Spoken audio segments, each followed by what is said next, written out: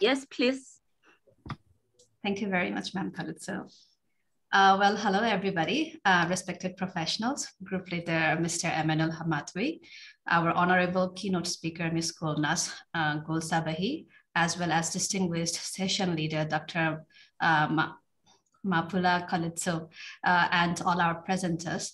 Greetings to you all. It is Thursday, April 7, 2022, and you are now attending the International Virtual Conference on Museums, Ivcom conference of Group 7 Africa.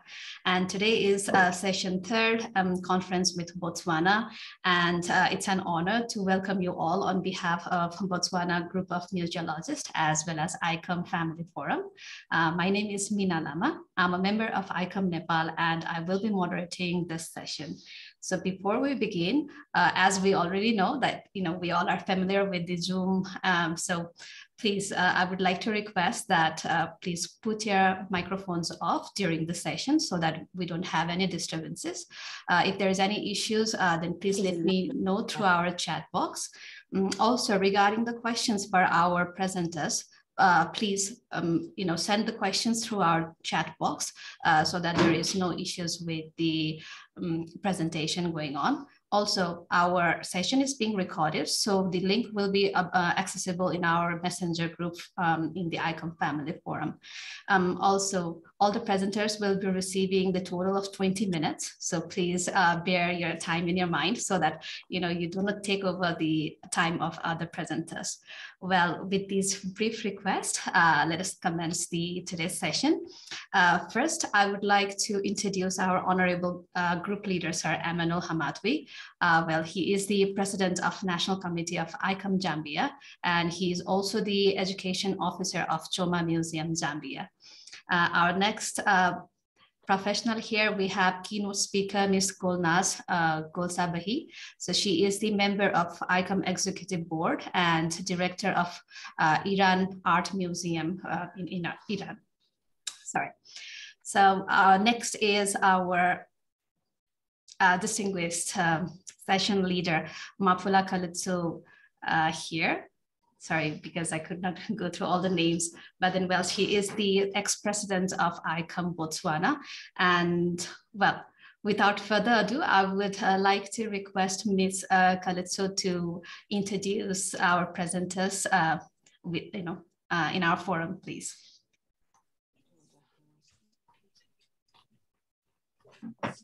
Good morning. Good morning, everyone. Let me start by introducing Mr. Monso,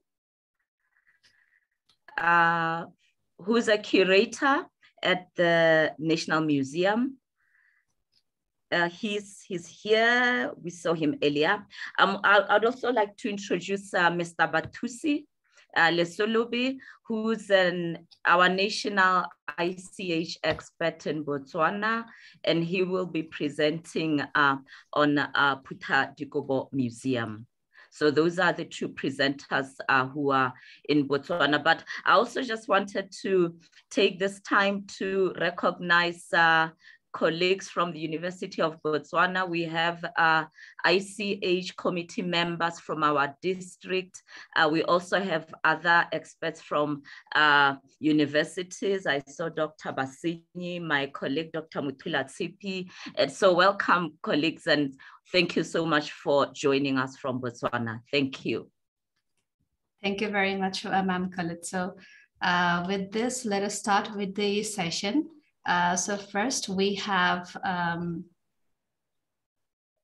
our keynote speaker, Ms. Golnas Golsabahi. So as I've already introduced you, that she is the executive board member as well as the director of Iran Art Museum, and she will be presenting us today. Let me help her with the screen sharing first. Ma'am, are you ready? Yes, thank you.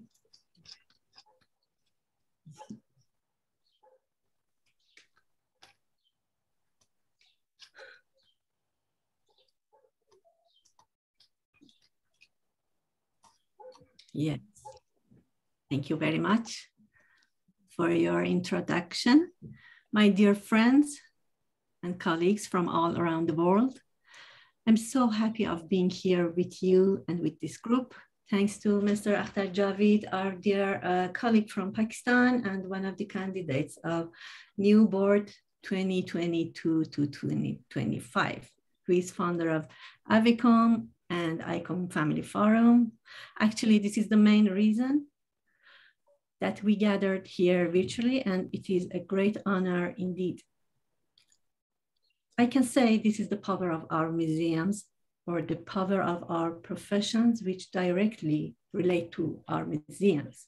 The power which gathered us together, and in a better word, the cause of our togetherness since many months ago, and in order to exchange our experiences and knowledge, also staying in close contact during lockdown and closure of our museums. Actually, this is our privilege of being museum professionals. We have many things to discuss and talk about. So thank you for giving me this opportunity to share some few words with you. I try to make it very short. So I briefly want to talk about the role of our museums in this new era. I mean, in the time of pandemic and post-pandemic, and to highlight the museum's capability for being in the service of community well-being. Thank you, Mina. Please stay on this page, and I will let you know about turning the page. Sure. Museums are, thank you very much.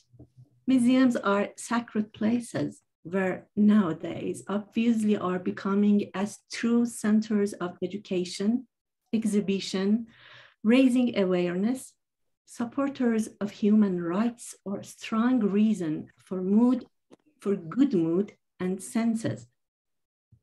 In the second year of third decade of 21st century, now all of us know that our world has changed and it wouldn't back to its routine. Next slide, please.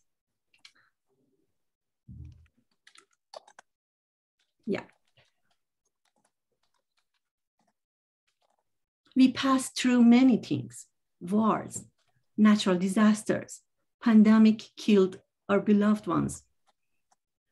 This wounded world and its residents are going through many difficulties, which made future for next generation not very easy, as you can see in the slide.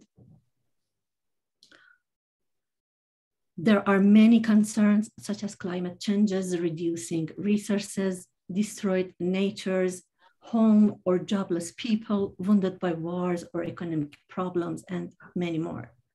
For us, the main question can be, what is the power of museums in this time? Actually, the power of museums at the theme of International Museums Day 2022 lead us to many facts which could raise our creativity as museums professionals. It seems we have no choice but to be creative and expand our abilities of creation to survive. One of the most important facts for sure can be the create well-being situation for society and pay attention to power of museum to implement, increase and expand it. I think we all are agreed that there has been increasing attentions about the role that museums can play in contributing to health and well-being in this new era, which is the age of post-pandemic world, in my view. Although this subject, I mean museums and well-being of community, rose among museums professionals some years ago, but I want to say it seems now is the exact time when we can experience that very well. And the reason is what we passed through over last 2 years ago, all together and globally. With this different kind of variations pandemic, which were growing every day, shape-shifting, and taking victims among people through their health. But how does the power of museums in this era, how they guarantee or promote the well-being of community? Can you please go to the next slide, please?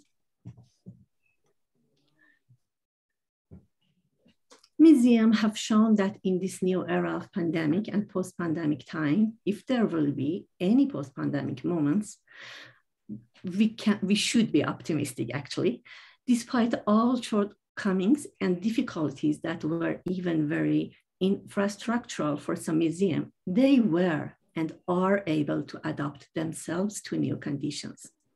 According to social media and networks, it can be realized that during the early waves of pandemic, museums around the world tried to encourage their audiences with tireless efforts by designing varieties of interactive activities. Lots of interactive or shareable activities by assist of virtual world and digital platforms. Many museums try to raise public awareness about health issue. Next slide, please. And tried to give right information to community to stay healthy, to learn about protocols. Many others started to design virtual exhibition, to create opportunity and sense of being in a museum, but virtually. Many tried to amuse community, and later many museums even became as vaccination centers. Until these days, with many activities, they still are trying to implement. They made the difficult days easier with their open doors, with designing on-site public or educational programs to raise public awareness. In this regard, I will give some examples of Iranian museums. Next slide, please.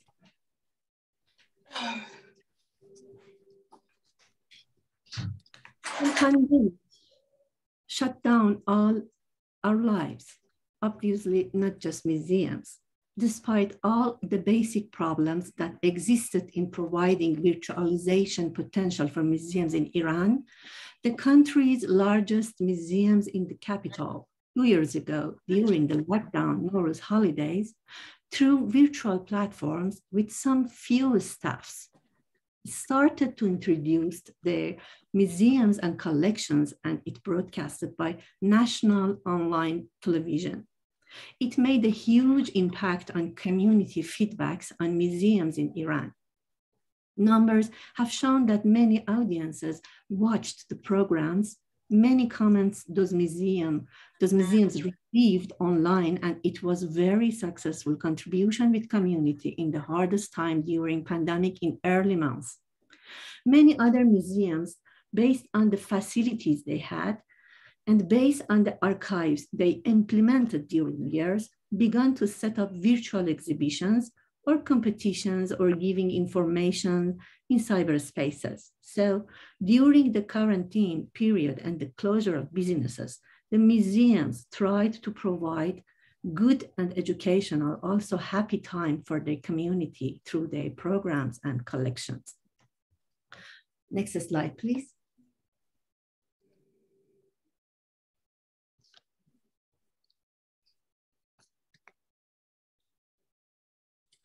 Later, almost a year ago, museums started to operate in a limited time frame, although schools and many centers were still closed, but they tried to cover part of community needs.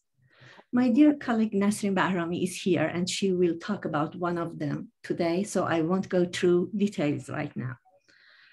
But I can continue that step by step, this process continued, and thanks to the scientists with wide range of vaccination and improving health conditions, museums also started to implement wider activities in order to raise well-being of community during this time, which slowly are passing. Certainly, this process has happened in many countries. In Iran, on the occasion of the Nowruz festival in late March this year, museums put all their energy into providing the best services for the holidays. Means when other members of community were on holidays and vacations, like physicians and doctors or health centers, museums were very keen to giving services to the community for exact purpose of well-being. They even, with very simple plans, entertain community members and truly try to create good leisure times. The museums where used to be community health and a vaccination center during holiday time, welcomed people who came to visit. Various programs were prepared. Next slide, please. For the people, from nights at the museum to enjoyable New Year traditional programs, and people who had any possibilities to spend time in museums or have some cultural activities for 2 years now enjoyed unique welcome. So we all know that it happened in many other countries. It shows that museums are really on a path that has turned them into centers where community members trust them, and this trust is increasing in the field of sense of well-being. Next slide, please. This achieved for several reasons. First, supporting the preservation and protection of cultural, historical, and artistic heritage that convinces the public which museums can also be considered capable of preserving public health and well-being. Then, due to the variation of museums and their collections, they have the ability to help each other and their communities in difficult situations because they deal directly with art, culture, and heritage of any kind, which has made them committed to preserving beauty and goodness. Related to their audiences, it made them committed also for their well-being and preserving the beauty of healthiness of their soul and mind, also physics, as much as they could. Then in conclusion, surely maintaining health and promoting comprehensive well-being also be in the hand of this institution. Next slide, please. Also, you can go to the next slide. Yeah, these are some occasions which are museums, mainly national museums, prepared for audiences through the Nowruz holiday, this actually past days of March, which was our national holidays for Nowruz festival. So then in conclusion, I said surely maintaining health and promoting comprehensive well-being can also be in the hands of this institution. Next slide, please. And the concept of well-being actually consists of many elements, but two most important ones are feeling good and functioning well. Means that we experience feelings of happiness, contentment, enjoyment, curiosity, and engagement, and functioning well means that we have experience of positive relationships, have some control over our lives and sense of purpose. So in this regard, and as you can see, museums with their collections can be used in so many different ways to promote health and well-being, contributing to improved quality of life, reduced social isolation, and cognitive and emotional stimulation. It is not only the qualities that objects and collections have which promote health and well-being, but the themes and subjects that they represent or can connect with, which includes contemporary health concerns and issues. Collections can be used for health promotion and education, for directly tackling social issues or working with communities that are experiencing health and social urgent conditions like pandemic or inequalities in their daily lives, to offer learning opportunities and activities. They can encourage people to connect with people and ideas, to provide new experiences through encounters with objects, with assist of enjoyable social activities, or to provide opportunities for people to give, to take ownership and achieve. We all, I think, should take this power of museum and the museum's professionals very seriously. We are living in a special era, and truly we need this process to be able to create togetherness, hope, and brighter future over dark days. Here I would like to conclude my words and wish you enough strength and will in your responsibilities and missions through cultural life of museums and heritage to our community and world. Very much thank you for listening these words. And I truly hope to meet you in person in Prague to see your face. Sorry about that. No problem. Please continue. Yeah, actually, I finished my words. I just conclude my words, and very much thank you for your listening. And I just wish to meet you in person in Prague to see your faces and to exchange more ideas about our professions. Thank you very much. Thank you very much, Ma'am Golnaz. This has been a very, very beautiful and encouraging presentation. Thank you very much. Yes. Thank you for your listening and attention. Next, I would like to request Dr. Kalitso for her presentation.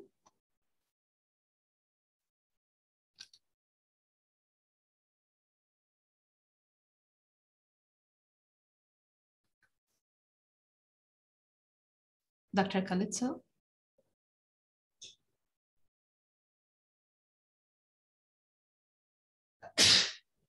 Hello. Yes, ma'am. We are ready for you. Yes, I'm here. All right. Sorry, I was cut off a little bit. Should I respond? Yes, actually, we are ready for your presentation. For my presentation. That's okay. Thank you very much. Let me share my screen. Sure, ma'am. I will share my screen.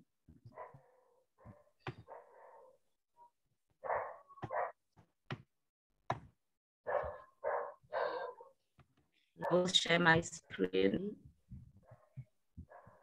I'll be done soon.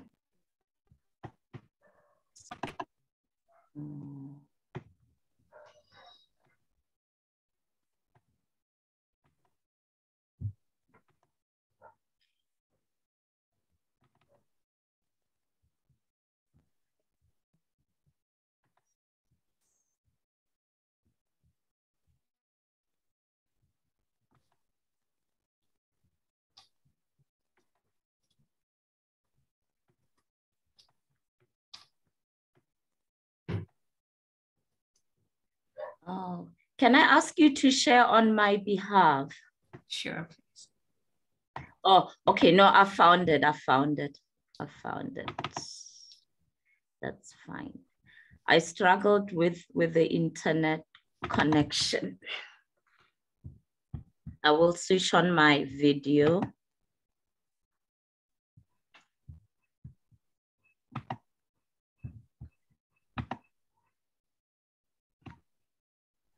Good morning, colleagues. I'm going to enlarge. Is it visible? We can only see your folder menu, actually.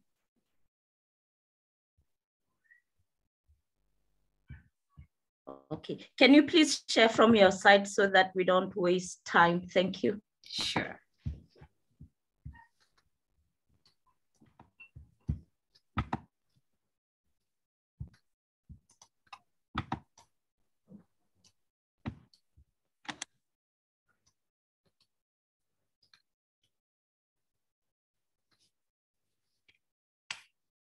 All right.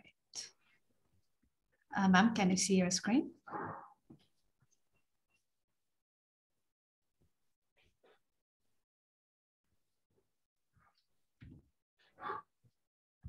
Dr. Kalitso? Thank you. All right. Yes, thank you very much. I'll try to be as quick as possible, but still capturing the main points. So I am presenting a proposal for a model for a post-colonial museum in Botswana. Go to the next. And maybe I should just say that I'm framing this around, the picture on the screen is a Dikopelo or musical group, a choir group that I will be talking about, and I will show many pictures of the various groups. Next one, Nema.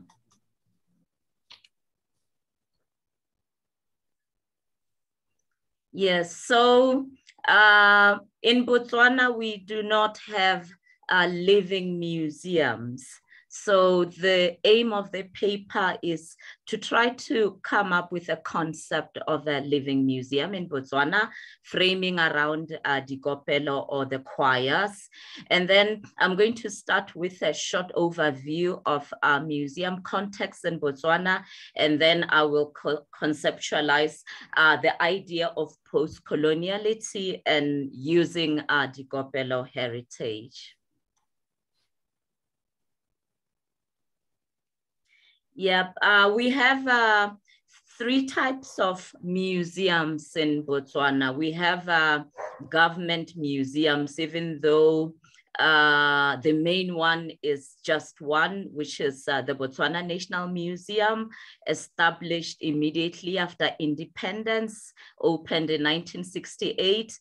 And connected to this is a World Heritage Site called Sodilo Hills Museum. And then we have a new museum, government museum, that's open soon called Samora Machel Museum.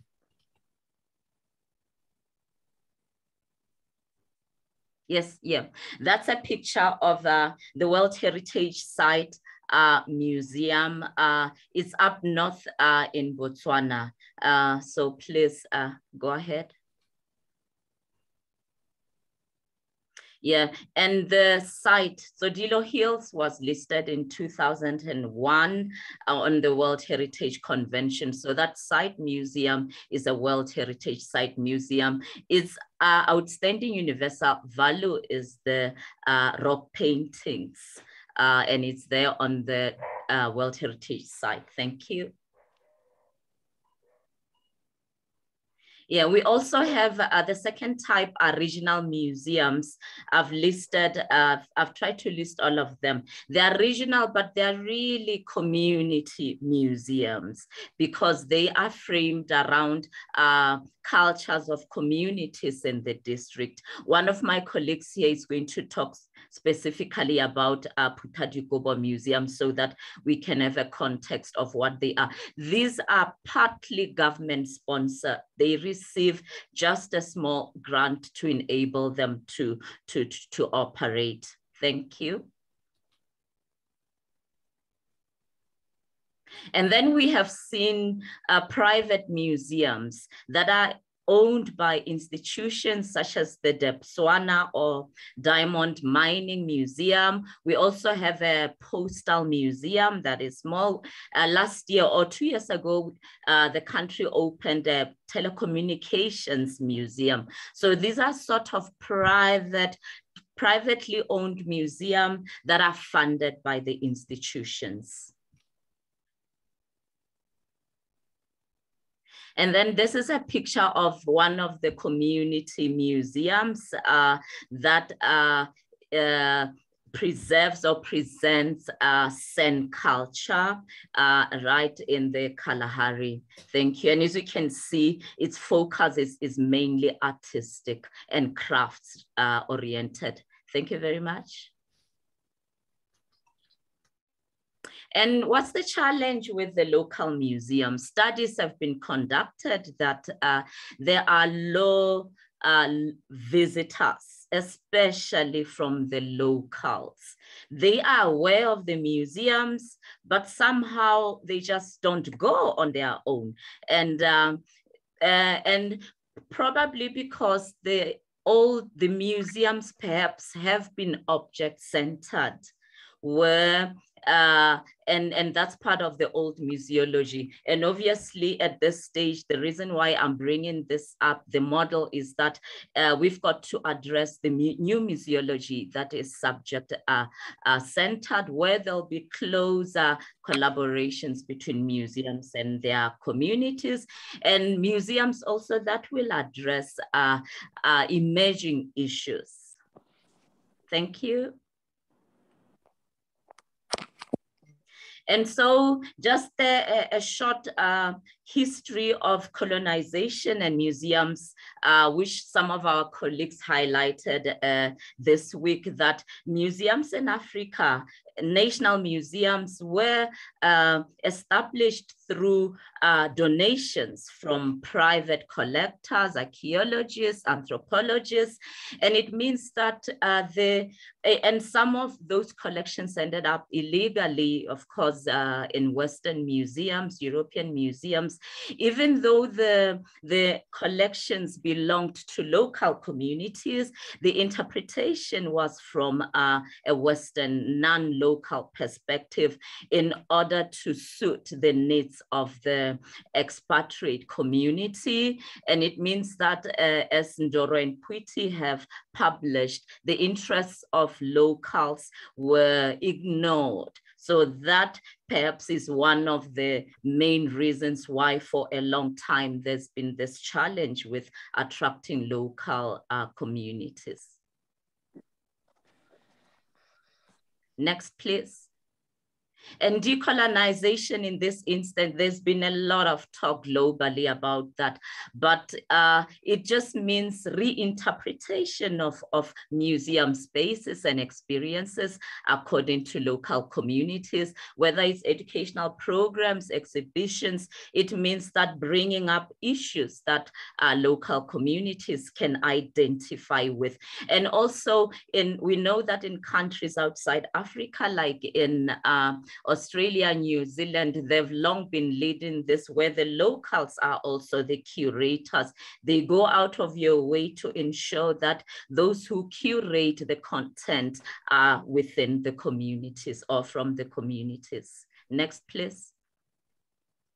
And so we'll always go back to the 1991 conference in Africa, where African museologists gathered together to with a title, What Museums for Africa, because ICOM had gone out of its way to try to address issues of low visitorship. So the aim was to revisit the museum concept in Africa, so that museums could be relevant. For example, here, even though we are saying museums have been Western oriented, we should remember that curation and object keeping is universal, meaning that they were keeping places all over the world, including in Africa, before the Western type museum. So it was a way of saying, what can we do in order to be relevant, but also to bring up communities closer to the museums. Next, please.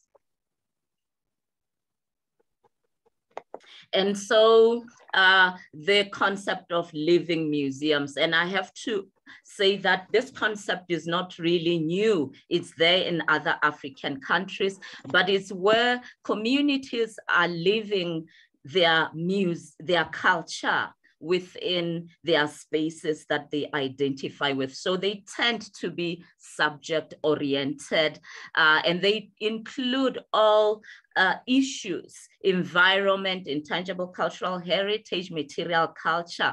And what is notable is that living museums often I link them to the already existing 2003 ICH convention, because you find that the living heritage can be linked to any of these 5 main domains.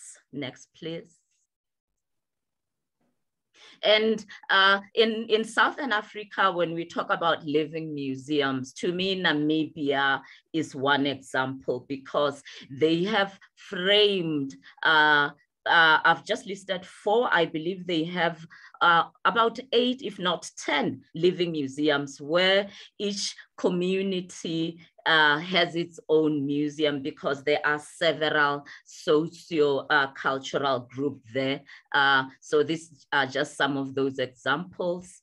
They are there also, please next. They're also there in Zimbabwe. I know in East Africa they are there. This is an example of what's happening in one of at the Honey Harvest Hunters Living Museum, where daily the community harvests honey. So this is what they do every day, but this is what also that communities can go and engage in. Visitors go there to go and see museums. Communities live in their museum. The next one, please. This one is a group of Ahimba still in Namibia, where they daily express their heritage in many ways. This particular picture shows performance, male performance. So it means that living heritage includes many aspects of communities. Next, please. And so now coming back to Dikopelo, perhaps mentioning that the element Dikopelo music or folk music was listed on the ICH 2003 in 2017. It belongs to Bakhatla Bakafela, and the music has been transmitted orally through generations. Next, please. And so in this picture, I'm showing one of the performances of a choir in 2019, where we see, this is an example of oral transmission, where we are seeing elders performing, wearing shawls, and then the choir members are there as well. And this is at the grounds, the space that I am proposing that this music can be transformed and be preserved and be lived at each choir's grounds. Next, please. Yes, and this is a picture of another choir that was celebrating the listing of Dikopelo at the main kotla in the district. It means that already, even at this instance, we didn't have to convince or struggle to attract or invite or ask the community to come to celebrate this, because Dikopelo is what the community knows. Next, please. And so each choir has its own performance space. This has been there through many decades. So it means that, and the choirs meet annually. Every Christmas and New Year periods, 2 choirs meet to compete and celebrate together at their choir grounds. And then I've got to mention that there are aspects of gender, performance, and dance and material culture that I will show. Next, please.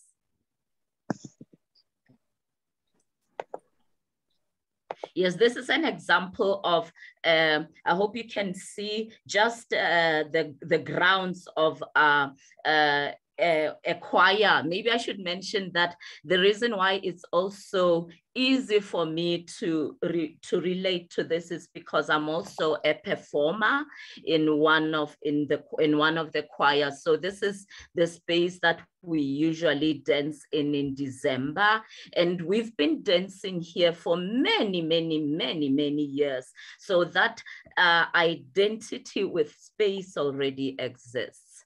Next one, please. And then I'm showing another choir performing during December, during the Christmas or New Year. And as you can see, it's it's ways that communities, you can see the uniform, the gender aspects, obviously saying that male, female, and this person here, these days we sort of include modern recording of that. But the most important aspect now is that you see that it's the use of spaces, the attachment to space. Next, please. The previous one.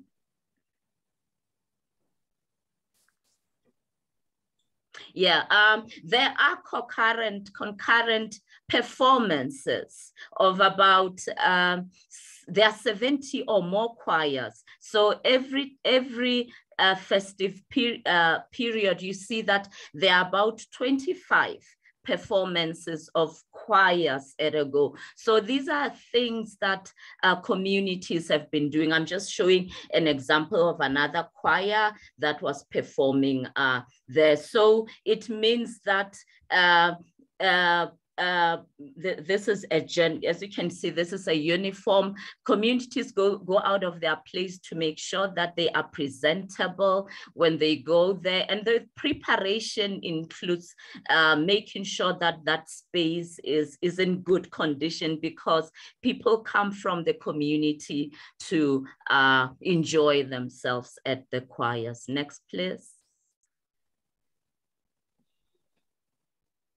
And I wanted to show here that apart from the ICH or the performance, we've got the material culture. This is a whistle, which is also a talking instrument, because on top of accompanying the music, it is used to communicate with other performers, maybe to stop a song, maybe to protest against another choir singing their own. So even issues of intellectual property, I'm highlighting that they are not documented per se, but they've been existing in communities.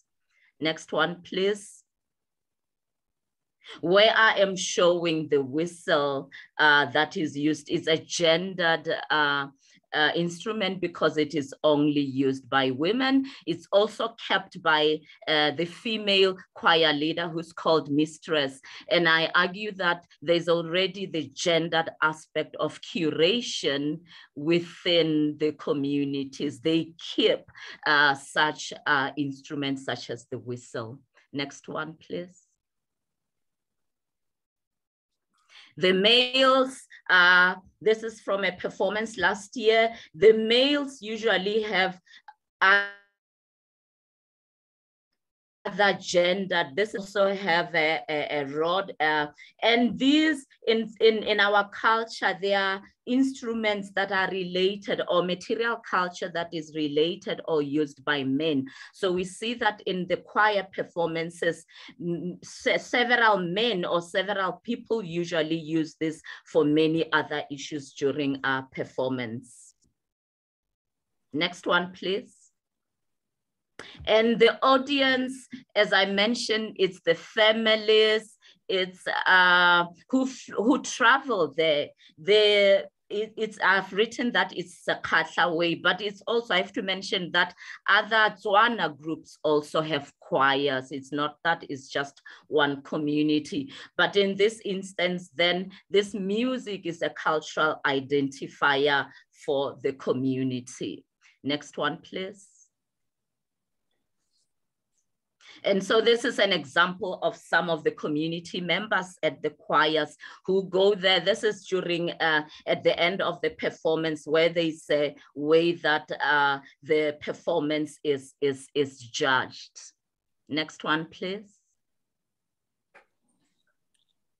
And apart from performance during the festive season, this is a burial of one of the group members. I took this during at the cemetery. The person was buried and the choir was performing for the deceased. So the music, the choirs identify together, they live together throughout the year and they support each other. And during such funerals, it's usually known that if a choir member is late, there will be less Christian music like in other funerals. So this music will take precedence so that they bid farewell to one of their own the way that they had lived.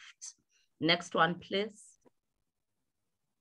And so I am saying that there's an opportunity for living museums. One of my colleagues is going to talk about cultural festivals, but I'm just showing that even living museums can go beyond Dikopelo to other festivals in Botswana, where there are also performances from other social groups. Next, please. And this is an example of one of the dances during a cultural festival. And as we know, music is universal, such that this is supposed a performance or a demonstration of a healing ritual among the Ikalanga. Next, please.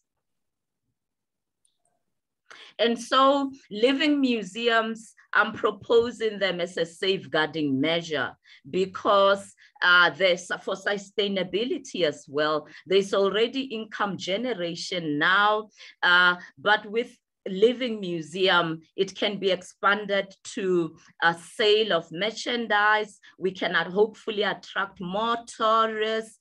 We can apply for more grants. Botswana recently also ratified the 2005 UNESCO, where we can get more grants, and then sponsorships, and then jobs. And I'm saying job opportunities. It may start at a low level, but it will be choir members curating and getting an opportunity to live their own culture. Next one, please, as I will be concluding.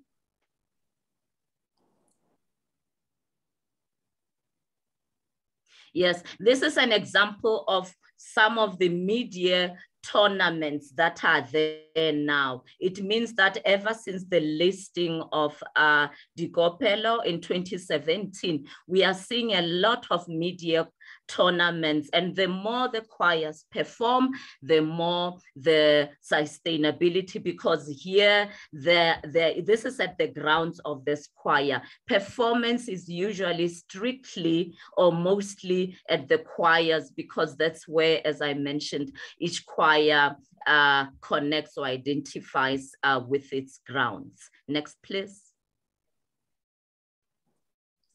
And so with the Dikopelo living museums, where each choir will have its own ground as a living museum, I'm proposing Dikopelo, the musical heritage trails that can be mapped as well. And these can be linked to existing national trails, such that when visitors come to Botswana, they can also have publications see the advert of Dikopelo heritage trails. And this is going to hopefully increase the visibility of Dikopelo to local and international tourists. Thank you. Next one, please. And I'm saying that also with living museums, we can also use these to enhance cultural diversity, because as I mentioned, other cultural groups as well perform or also have their own choirs.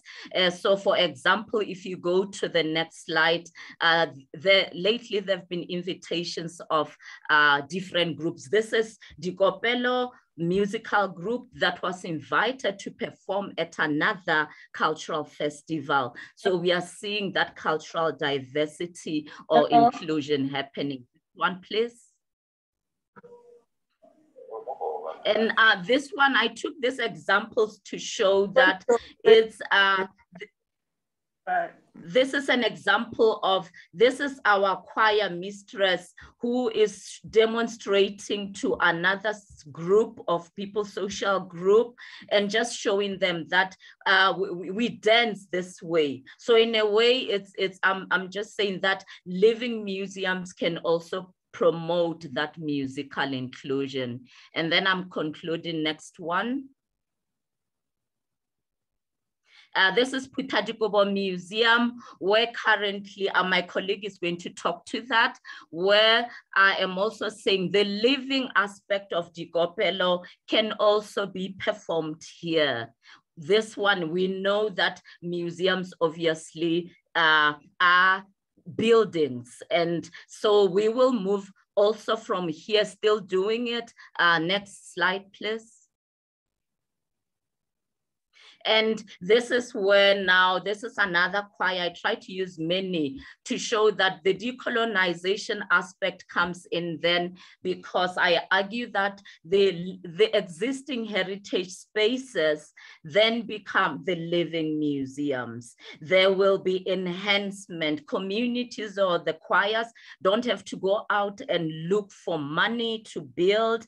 They can go and live their culture within that.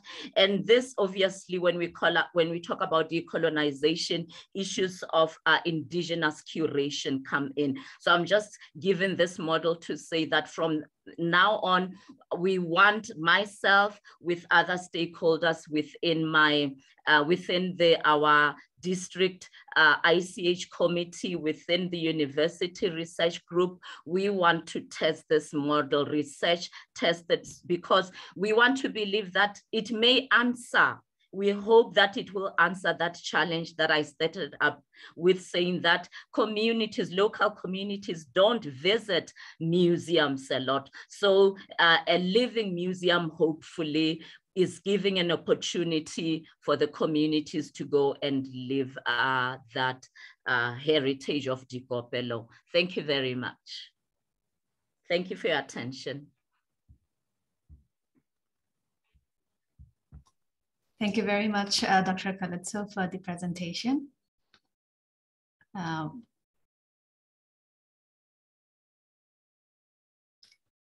we have the session for the participant speakers will start. So the first to go for the presentation is Dr. Bhamini. Are you ready? Dr. Bhamini? Yes, I'm ready, and I'm starting to share the screen. Sure, thank you very much. Can you see the screen? Yes. Okay, good. Good morning, good afternoon, everyone. I'm Bhamini Kamudu speaking from Mauritius, and I'm going to present a piece of my PhD research here, which is about how do we identify triggers of situational interest during guided tour to a nature reserve. And the keynote speaker previously was talking about connecting to communities, about difficulties in times of crisis, and the need to show the affective responses that happens in museum environment. But I think that is also very important to document the impact of museums on learning, on whether learning is happening, and to show that we are still relevant in the society in terms of crisis. So that's how the research germinated. And I'm going to talk about situational interest. So let us have a look at situational interest. So what is situational interest? It is the immediate, momentary, emotional, and experiential state characterized by affective reactions. For example, curiosity, positive emotion, enjoyment, increased attention, and the desire to learn more.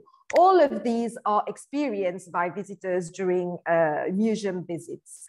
And research has shown that elements like surprise, social involvement, encounter with novelty, beauty, challenge, challenge to existing knowledge, cognitive activation, all these have been shown to trigger situational interest. So interest, there are two aspects, situational interest and individual interest. So we are operating at the situational interest phase. And when I talked about autophotography and photo elicitation, so these are the techniques that I'm going to be talking about. So photographs, it forms part of visual data collection, and autophotographs is when participants are requested to capture their own photos instead of us researchers providing them with the photographs. And these photographs are used as actual data. And during photo elicitation, we present to the participants their photographs, and then we have an interview about the photos to collect data about their thoughts, feelings, experiences, etc. So what are they thinking about while they were capturing the photograph? And what is the advantage about auto photography and photo elicitation? It's very much a participant driven rather than researcher driven. That is, it's useful to capture data on feelings, on how participants are feeling, what are the emotions, instead of just having a list of questionnaires that are predetermined by the researcher. So it's really participant driven and very, and I'll be showing its usefulness in this presentation.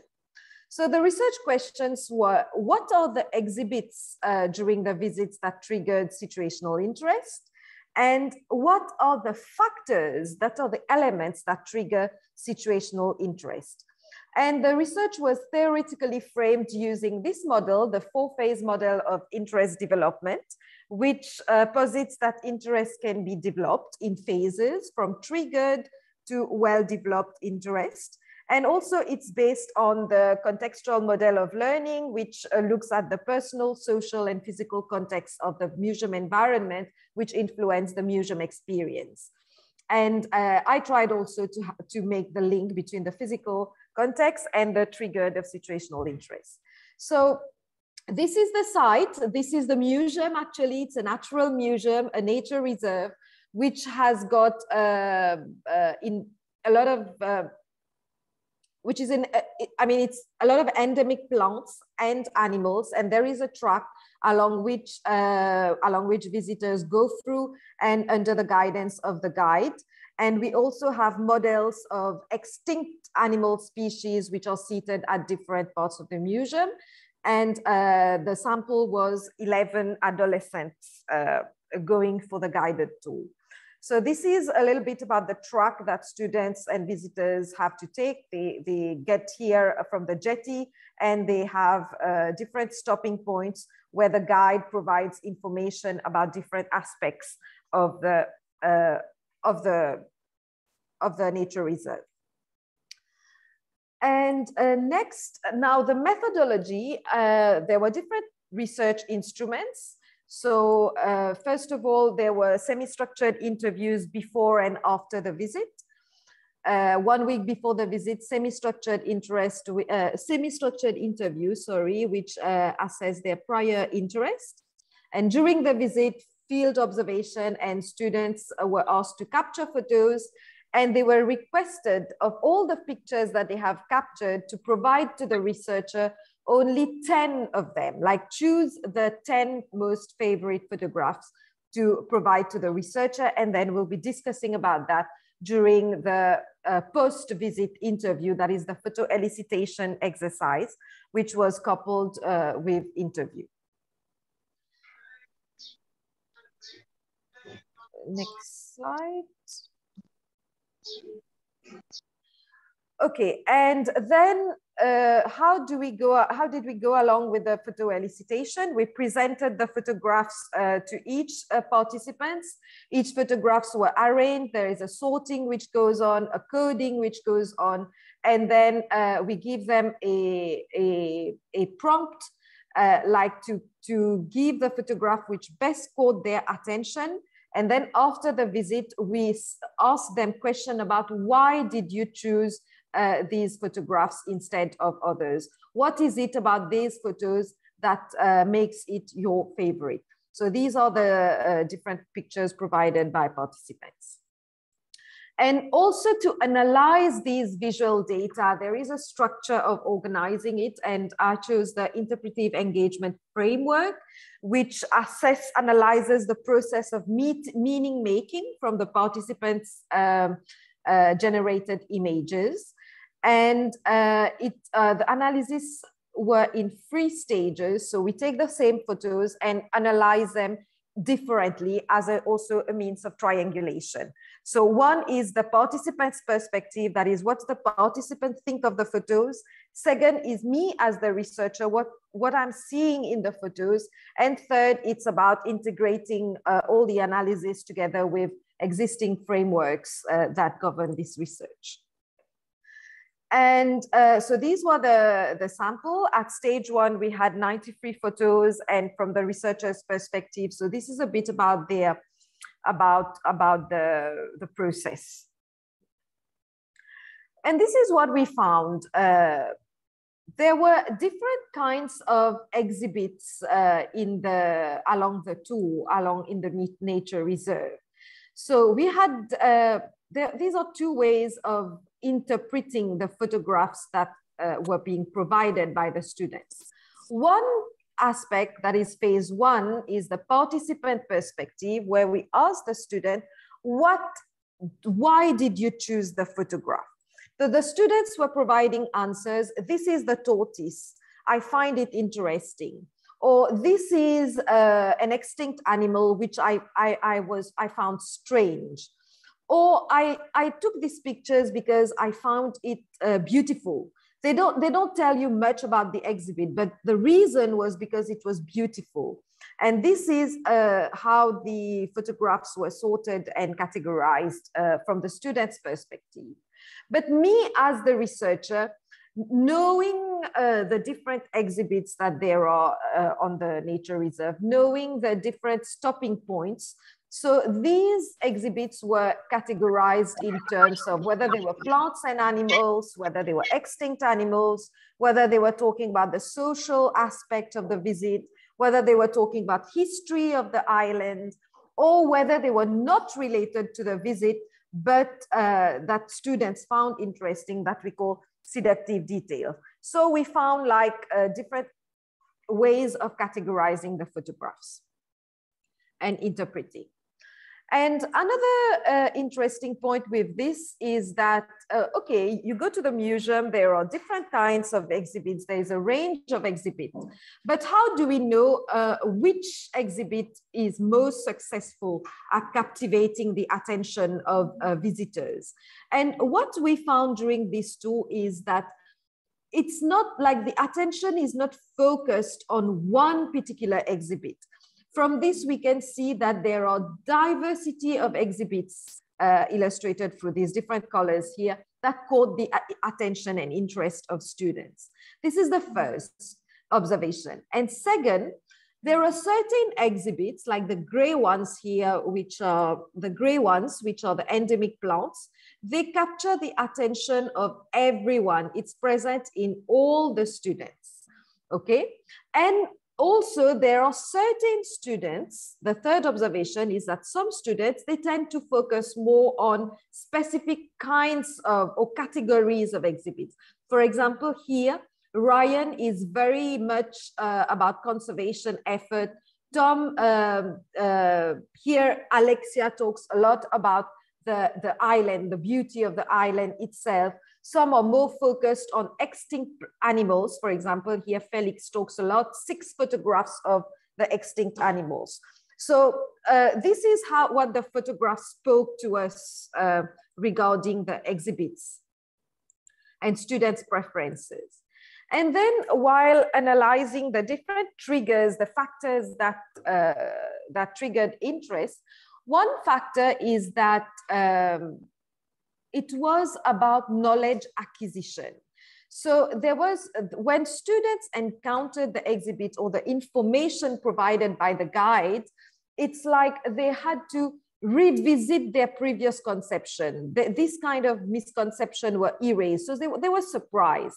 So it was a challenge to their existing knowledge. So I thought that bats could only see at night, but I learned that bats could see both during the night and day. So there was a kind of prior conception which was changed as a result of the visit. And this was a factor that triggered situational interest. And then it's the first time that I was there. So this is what I found interesting. And also, when we talk about knowledge acquisition and the novelty aspect, different previously they have put novelty and new knowledge as separate triggers of interest. But what I found here is that the novelty is strongly linked with the new knowledge gained. So how do we categorize these triggers, which I'm going to talk about later? The next factor is that when the guide provides impressive information, like, for example, here, this is a plant in an endemic plant in Mauritius, which displays heterophyly. That is, when it is small, it is of this shape, and when it gets bigger, the leaves becomes more rounded and spatula shaped. So this is a phenomenon which triggered interest. And for example, here Felix talks about dioecious trees, separate male and female plants. It is something that he didn't know. So that kind of information, science-related information, impressed students. There are different biodiversity-related concepts that I identified here. So the nature of the information itself was a source of fascination, and it is closely linked to, because the knowledge is new for the students. And in literature, these have been compared to provocative themes, rich imagery in research regarding text reading and English language. And another aspect, we talked about affect, that is emotional arousal. So when students were presented with something that was intriguing, or when they were all of a sudden, they found this kind of lizard walking around and jumping in front of them, the element of surprise triggered their interest. Something which was strange, for example, an empty tortoise carapace holding it in their hands was something that was amazing for the students. Okay, and sometimes the fact that they were facing extinct species, so many animal and birds which went extinct. So this kind of gave an emotional arousal, not necessarily positive, but a sadness, empathy towards animals, extinct animals, were also a source of interest. And also the hands-on, that I call the bodily experiences there, because it was not only about hands-on. The students were walking on rocks, they were smelling trees, they were smelling flowers, they were seeing something amazing with their eyes. So these kind of bodily experiences gave a heightened emotional state that triggered situational interest as well. And also in Mauritius, we have a lot of endemic species that are now extinct that exhibited gigantism. So this is a giant skink compared to, this one is alive and this one is a dead, this one is a model. So this is a skink which exhibited gigantism. So the large sizes, when we were talking about, oh, the tortoise can live up to 150 years old. So 150 years old for an age was something that impressed the students. So they were able to make connection with large numbers. And also there was the aesthetic aspect of the visit, the beauty of the landscape, the beauty of the plants was something, even if they don't know the name of this plant, even if they don't know what is the plant there for, they found this interesting just because it was beautiful. So the beauty aspect is very important at triggering situational interest, giving that pleasant emotion that characterize situational interest. And also we have seductive details that I talk about. When people go to the museum environment or when they are faced with a learning situation, there are certain aspects which are not directly related to the content of the learning, but which help to trigger interest. For example, if you go to the museum, if you have a nice cafeteria and you get good food there, it's not related to your learning, but it's still part of the experience. So the seductive details like beauty, in this case, form part of the seductive details that help to trigger situational interest. And finally, in light of all this information, I tried to come up with a model, and we saw that these different factors that triggered situational interest were linked. There were certain kind of linkages between them. And also there are two kinds of factors that trigger interest. One is linked to learning and one is linked to emotion. So there are two aspects. And at some point, the cognition and the affect, they intersect at some point. So I came up with this model. I mean, if you have questions, we can discuss about that. And there are certain, but then novelty, the novelty aspect for my research, the novelty aspect was like key. It was common in both the learning and in terms of the affect and the experience. And to conclude, like what has come up out of this research, I have been able to identify the exhibits among all the different ones that contributed to situational interest, the tortoises, extinct animals, endemic plants, etc. The factors that trigger situational interest in this case are here. Excuse me. And what is more like useful and interesting, and I will invite museum practitioners to adopt this method, is that the technique has able to, sorry, I'm here. See, we are collecting data on what happened during a museum visit, okay? And this data is collected 1 day or 1 week afterwards. So students tend to forget how they were feeling at that time. And we want data on that kind of feeling. So that photo elicitation and autophotograph, they bring the students and the participants back to the time of their visit there. So it's very useful in terms of enabling your visitors to reflect on their emotion and experiences. And also when you're using this visual data collection, it's very important to go through a rigorous method of analysis step by step so that it's not all messy, and to enhance the value of the research. So the interpretive engagement framework here was very useful. And that's it from me. If you have more questions, I'm happy to answer them, a list of the references. And I would like to thank, of course, my participants and ICOM, the university, Wits University, where I have completed this PhD about this PhD from, and of course, the Mauritian Wildlife Foundation, my collaborator. Right. And once more, I will make an appeal to this community from Africa that documenting the impact of a museum. Yes, as practitioners, I'm also from a museum environment from Mauritius.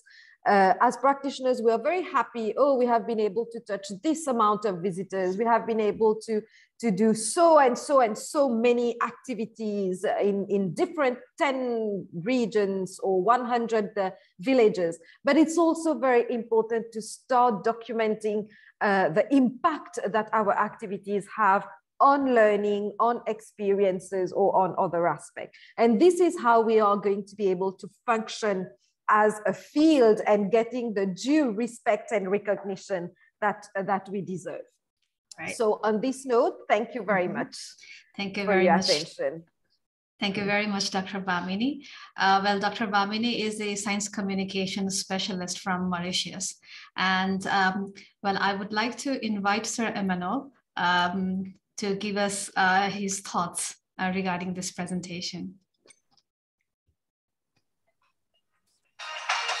Good morning, everyone. This has been a big marathon. I hope I'm loud and clear. Yes. Can you hear me? Okay. Yes, we can hear you clearly. Very quickly, because I think these are very exciting presentations and high quality and high profile. I'll just start with Gonaz Gosabahi, I hope I've pronounced the name correctly, from Iran, about well-being. I think it is very good to find new roles for museums. During the COVID pandemic, our doors were closed as museums, and it was very interesting to hear her refer to museums as sacred places.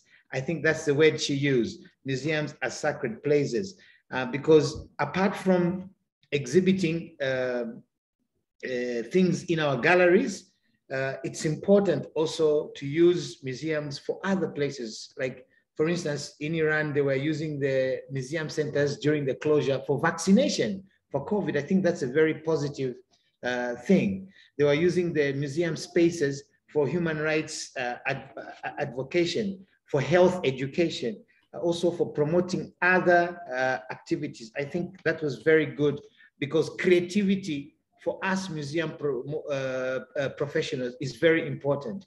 We have to be creative. We must be able to respond to the needs of time at a particular moment.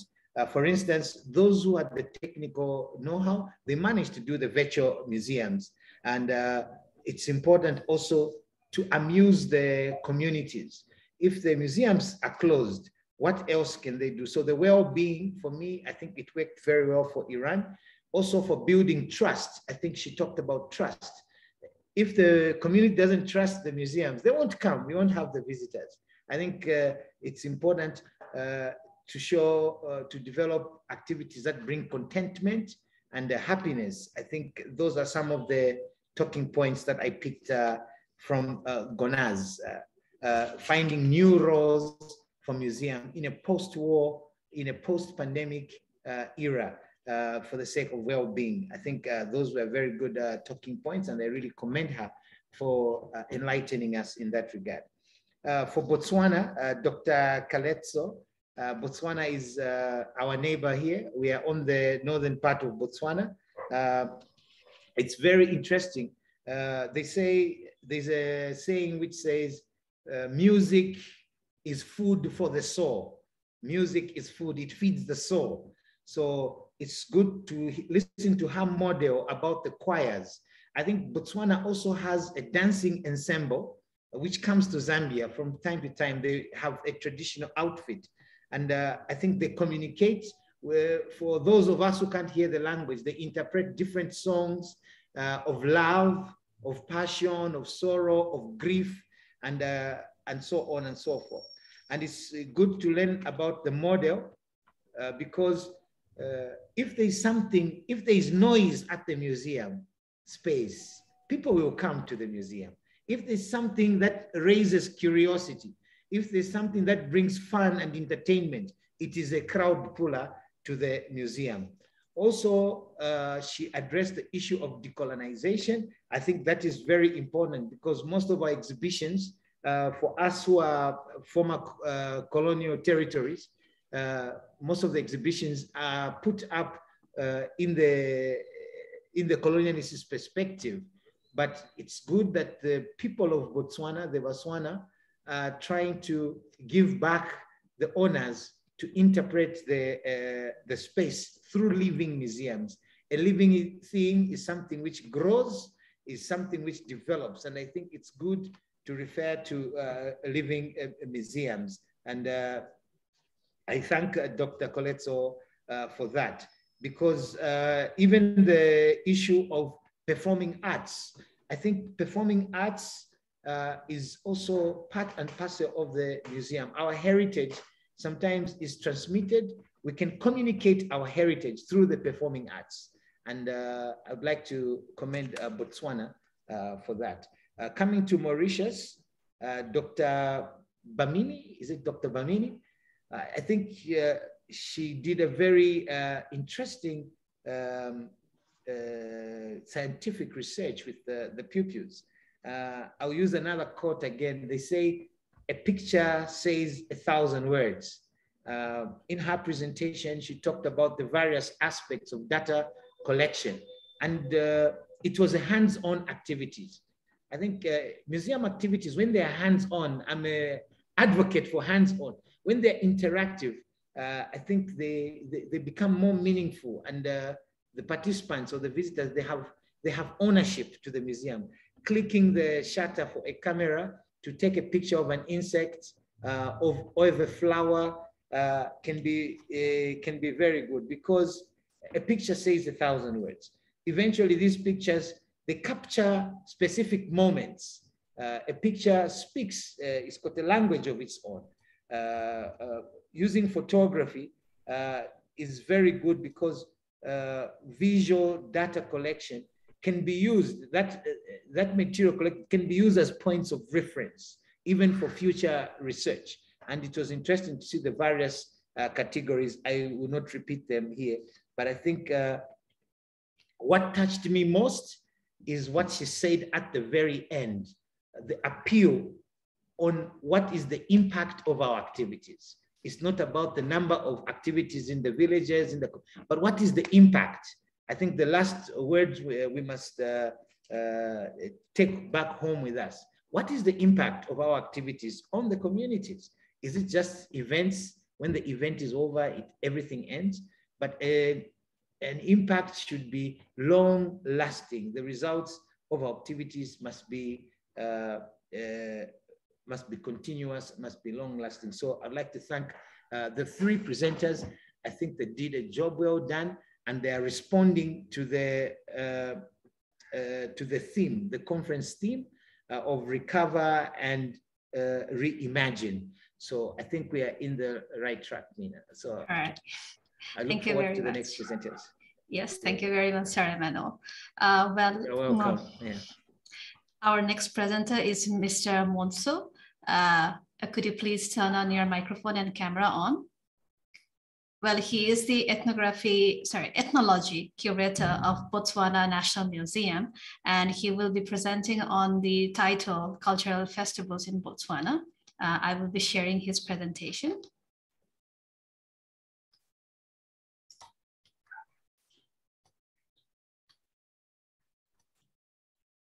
I hope we all can see the screen.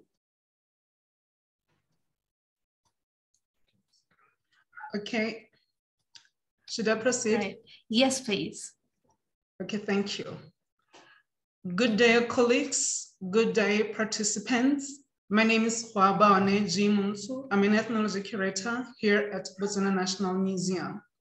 First and foremost, I would like to thank ICOM Botswana and the ICOM Family Forum for giving me this opportunity to be part of this great conference. Today, I'll be presenting on the topic Cultural Festivals in Botswana in the context of the Sustainable Development Goals.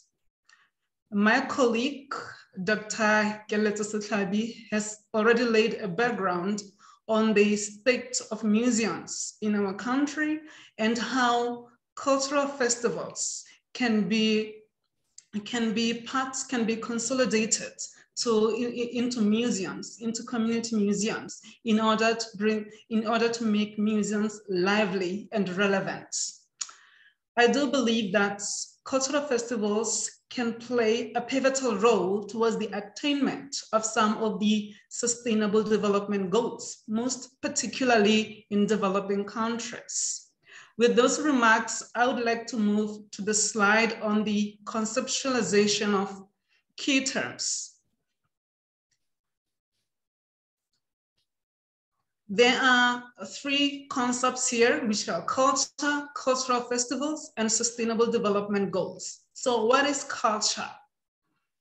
There are several definitions of culture, but according to one of the pioneering anthropologists, Sir Edward Taylor, culture can be defined as, open quotes, that complex whole, which includes knowledge, belief, arts, law, morals, custom, and any other habits and capabilities acquired by man as a member of society, close quotes.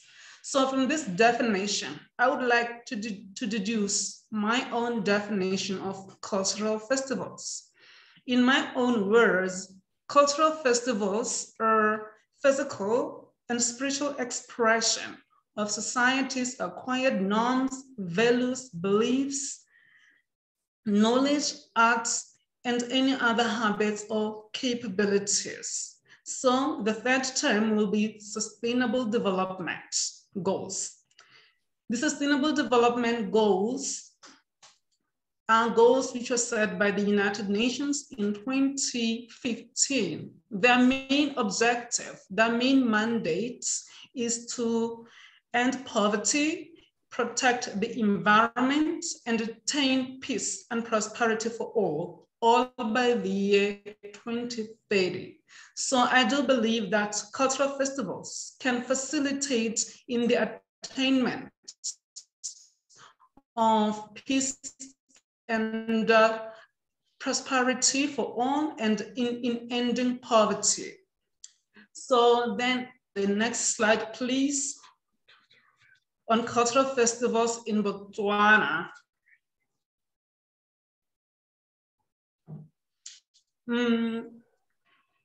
Botswana has been experiencing what I will call an awakening, its own unique cultural festival. And these cultural festivals are being held annually, but in this presentation, I will talk to three, which are the Guru Cultural Festival, the Domboshaba Cultural Festival, and the Tubaruba Cultural Festival. May we move on to the next slide, please? Sure. On the cultural festival correlation with the Sustainable Development Goals.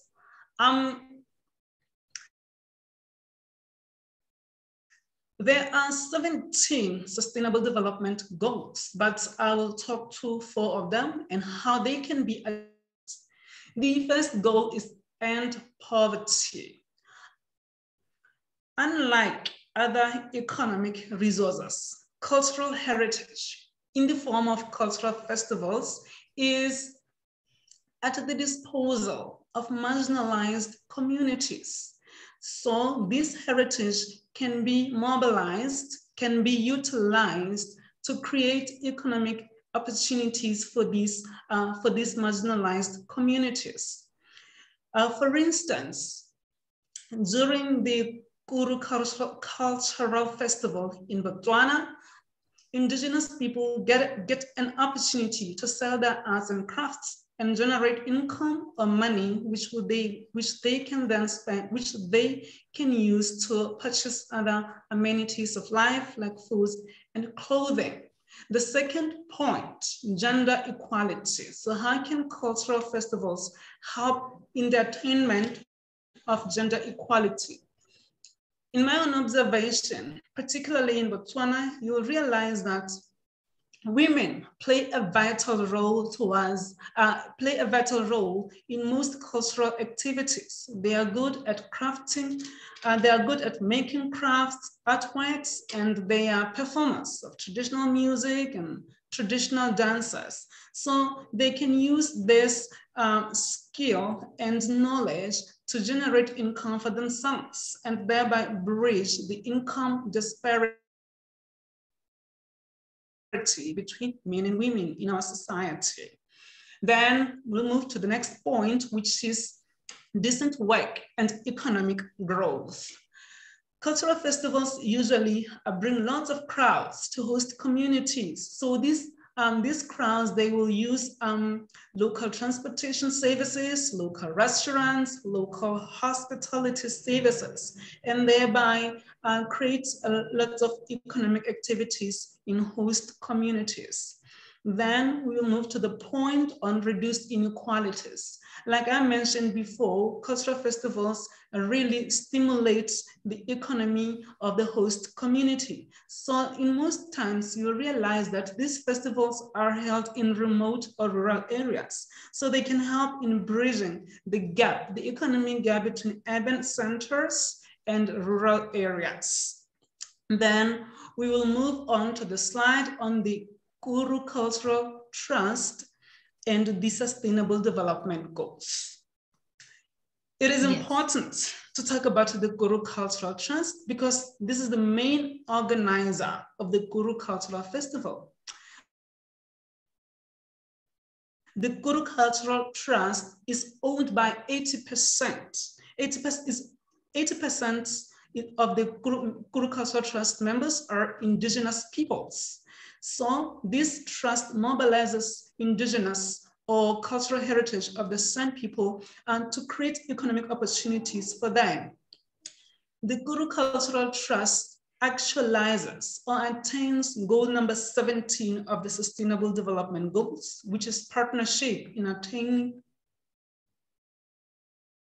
other goals by partnering with the private sector, with the government, with other non-governmental organizations in order to organize the Guru Cultural Festival. So we may move on to the next slide, please, on the Guru Cultural Festival. Yes. The Guru Cultural Festival is a festival that celebrates the cultures of Botswana's indigenous peoples. It is celebrated annually in a remote area called the Gara in the northern part of Botswana. So this festival is marked with performances of traditional music of indigenous peoples, traditional dances. There are different types of dances during these festivals. Dances which reflect a rite and passage of indigenous peoples, their nomadic way of lifestyle, their healing and other ritual practices. So during this festival, indigenous people have a chance to sell their arts and their crafts to a wider market. Then may we move on to the next slide, please? Yes. Then we do have the Domboshaba Heritage site. The Domboshaba Heritage Site is important to talk about because the Domboshaba Heritage Site is a host to one of the major cultural festivals in Botswana called the Domboshaba Cultural Festival. This is a monument under Botswana National Museum. It is administered and protected by Botswana National Museum. So it is revered by the Bakalanga people who are found in the region around the Domboshaba monument.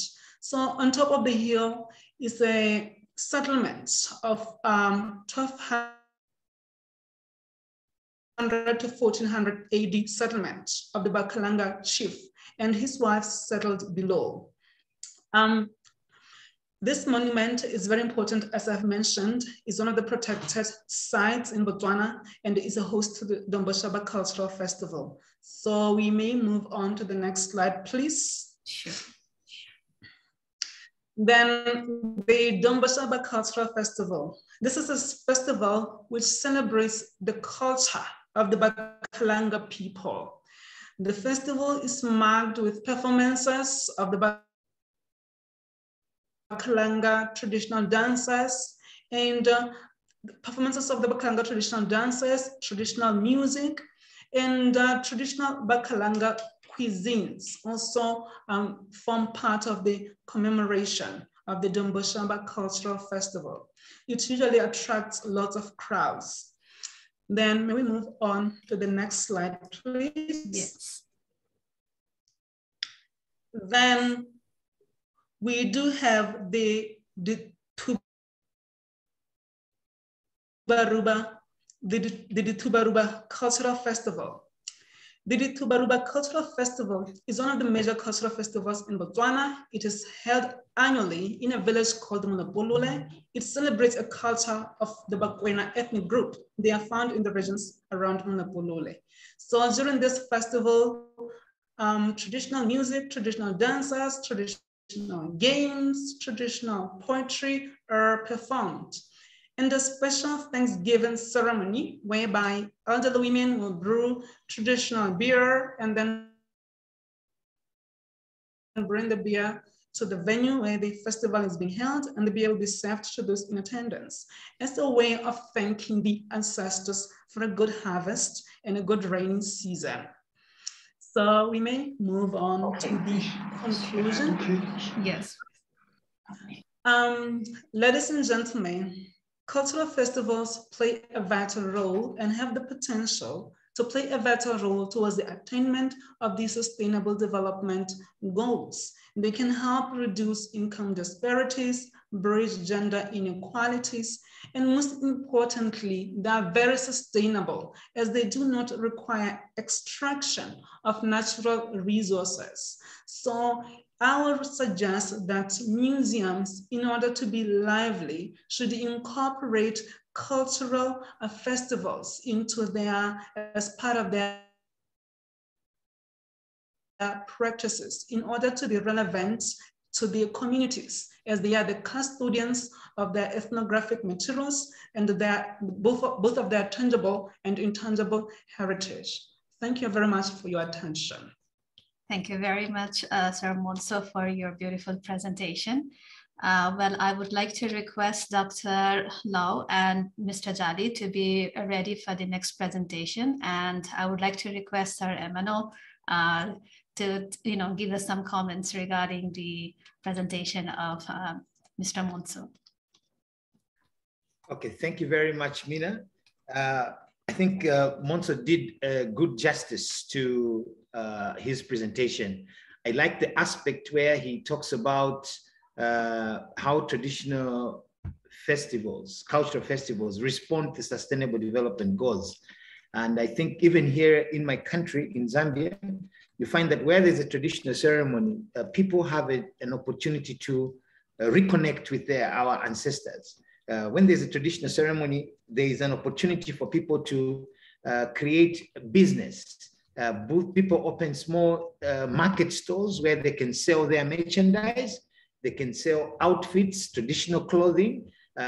Government departments can take government policy information at the festival. The health officials, they can take matters of health. Agricultural companies also can take issues at the stores. So it's true, gender, first of all, inequalities also are reduced. I like the point you mentioned between the rural and urban areas, how to reduce the inequalities. I think Monso also referred to us to the point about when he was talking about Kuru and the Domboshawa festivals, and he showed us a heritage site there where Thanksgiving is done. I think it is important to respect and honor our cultural festivals because they are the center of who we are. They are our identity, and they remind us where we are coming from, and they keep us in line with our traditional norms. And I appreciate so much how he married the two, the development goals and the festivals. Thank you very much, Mocho, for the job well done. Thank you very much, Sir Emmanuel. Well, our next presenter, we have actually two presenters. We have Dr. Lawa and Mr. Jadi. So Dr. Lawa, she is the curator, whereas Mr. Jali, he is the Chief Education Officer of KwaZulu-Natal Museum in South Africa. And they will be presenting on the title Education Programs at the KwaZulu-Natal Museum of South Africa, which is about enriching a broken and unequal schooling system. Hello, everybody. I hope you can hear me. We've been having a few connection problems. It's okay, yes. Okay, and can you see my slides? Yes. Okay, good afternoon. So today, my colleague, Dumsani Jali, and I, we're going to be speaking about the education programs at the KwaZulu-Natal Museum in South Africa. So our title Broken and Unequal, comes from an Amnesty International's 2020 report on the state of education in South Africa. According to the government's own statistics for 2018, out of 23,471 public schools, 19% still had illegal pit toilets. Another 37 schools had no sanitation facilities at all. 86% had no laboratory, 7% no library, 72% no internet access, and 42% no sports facilities. And 239 schools lacked any electricity at all. And it's not only these infrastructural inadequacies that are a problem faced by school learners, but many schools are also hampered by serious overcrowding and shortages of trained teachers, especially in the fields of science and mathematics. As one learner said, as much as we've got overcrowding, I don't think it's a matter of classrooms, it's a matter of teachers. In a class, you get plus minus 40 children in one class, and it's not because there's no classes, it's because there's no teachers. So with this background, it makes the KwaZulu-Natal Museum's education program an important resource to supplement and enrich the school curriculum for many schools in and around Pietermaritzburg, where the museum is located. The focus of the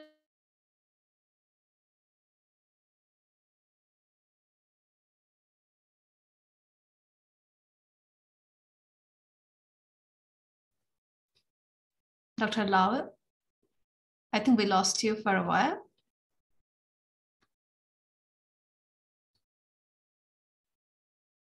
Hello.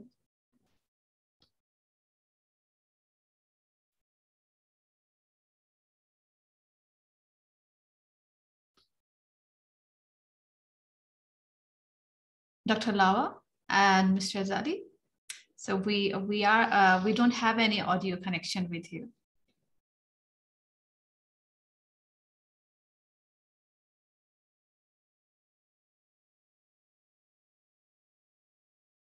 Is anybody able to hear me? Yes, we can hear you. Yes, Mina, we can hear you, Mina. Yeah, I think it's a problem with the connection from Dr. Yes, Lava. Of course. Yeah. So what should we do? Because the screen is being shared from their side. You try to inbox them. Maybe they'll see your message. Sure. Yeah.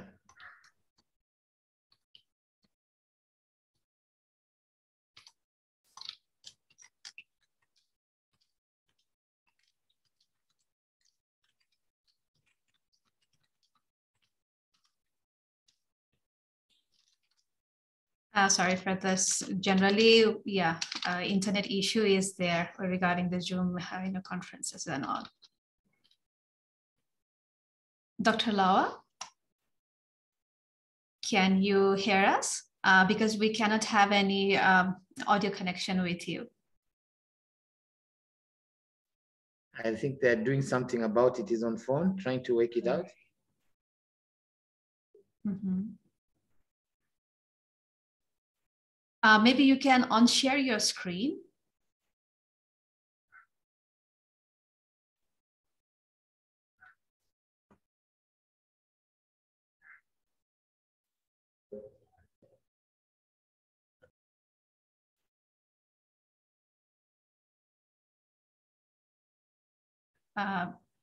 Once you unshare your screen, I think, maybe if we can hear you, I can help you with sharing the presentation.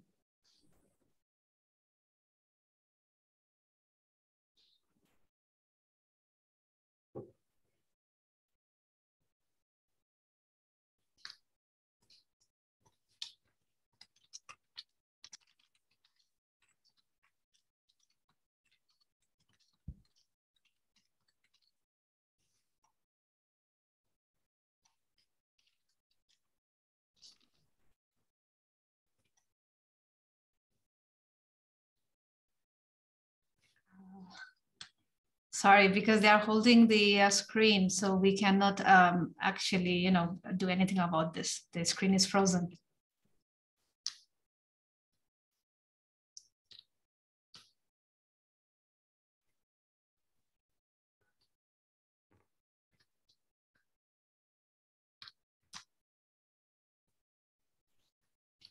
Is it possible, Mina, to, how many more presenters do we have? Maybe they're having challenges. Yeah, we actually have more presenters,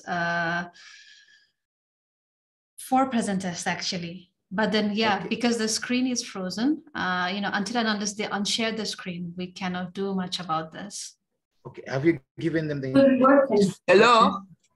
Hello? Hello? Hello? Yes, Dr. Lawa, they're trying to change location. So they're in my office now. So we're going to try again just sure. now. Because it seems like Right. If there is an issue, we can actually place their presentation a little bit later. Is that okay?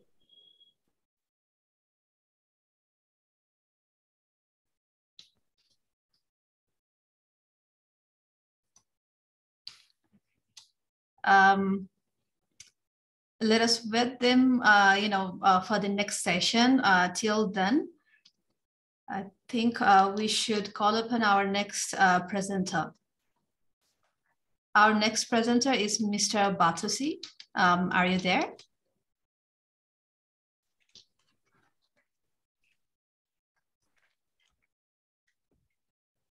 Mr. Batusi? Yes, I'm here. Okay, so would you like to share your own screen or do you need my help? Okay, let me try and share from my side. Sure. Let's do this first. Okay. So Batusi Slar here, he's the trustee of one of the museum in Botswana. I could not pronounce the name of the museum. Could you help me with the name of the museum? ICOM Museum. Okay. This is very unique name. Yes, I'm being told it translates into collect the blankets. That's a story for another day. Sure. But my screen says the host has disabled participant screen sharing. Could you recheck again? Yes, it has already been enabled. Okay. Okay. Hello. Sorry, Miss Sunlo. We can actually go next after Mr. Batusi. Is that okay? Okay, we're trying to sort things out. Yes, we'll go next. I'm very sorry about that. No worries, no worries. It's okay. Okay, thank you. It happens. All right. Yes, Sir Batusi, you can proceed.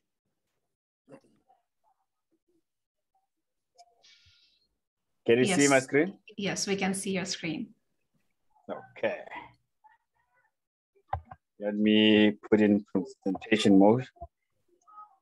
Okay. Yes. Is that fine? Yes, this is great. All right. Okay, thank you very much. Good afternoon, colleagues. Let me take this opportunity to thank the ICOM family for inviting me to this great discussions. My presentation will be based on experiences of a community museum in Botswana called ICOM Museum. It will be based on, obviously, I'll talk about what the museum is all about, the purpose of the convention, of the 2003 convention, the first project that the museum was involved in, and the nomination and inscription of elements in the Gauteng district, as well as now the role of the museum in all these. And then we kind of give a small analysis of what really the challenges and the opportunities that are there about. In the end, it's all about conclusion. So ICOM Museum belongs to a community found in Botswana in South Africa. It's called Bakata. If you look down on your screen, the logo on the left side, it belongs to that organization. The logo on the right belongs to the museum. The museum is hosted in an old building built between 1921 and 1923, which was called Bakata National School by then. It is now hosting the ICOM Museum. It is owned by the community itself. It has a twin in South Africa as well, where the community is also. The community museum is managed through a volunteer board of trustees. These are professionals from the community who are volunteering their skills, their time to the community. And it is funded mainly by the government of Botswana through the Botswana National Museum, where the previous speaker from Botswana, Monso, is working, and through a 60% government grant, 30% is from other donors, partial funding. The 2003 convention has 4 goals. The main one is that it's supposed to facilitate the safeguarding of intangible cultural heritage to ensure that these cultural practices do not get extinct, so that the future generations are able to draw back into the past of our ancestors, so to speak. The convention is also meant to ensure that there is respect of intangible cultural heritage. Respect in this way means that a community cannot say, my practice is better than another community's practice, because then that will cause conflicts. We should all remember that UNESCO was built to keep peace in the minds of men and women. The other goal is to raise awareness on the importance of intangible cultural heritage and to ensure mutual respect. So we need to make people aware, understand the importance of intangible cultural heritage, not only from the perspectives of the aesthetics, but also in the contemporary economies where we talk about the commercialization. If commercialization is good, how good it is and how bad it is. We should also, the convention also provides for international assistance and cooperation. So those who are advanced are able to help other countries, especially the North-South cooperation. The countries that are more developed, helping those that are less developed, like in the case of Botswana.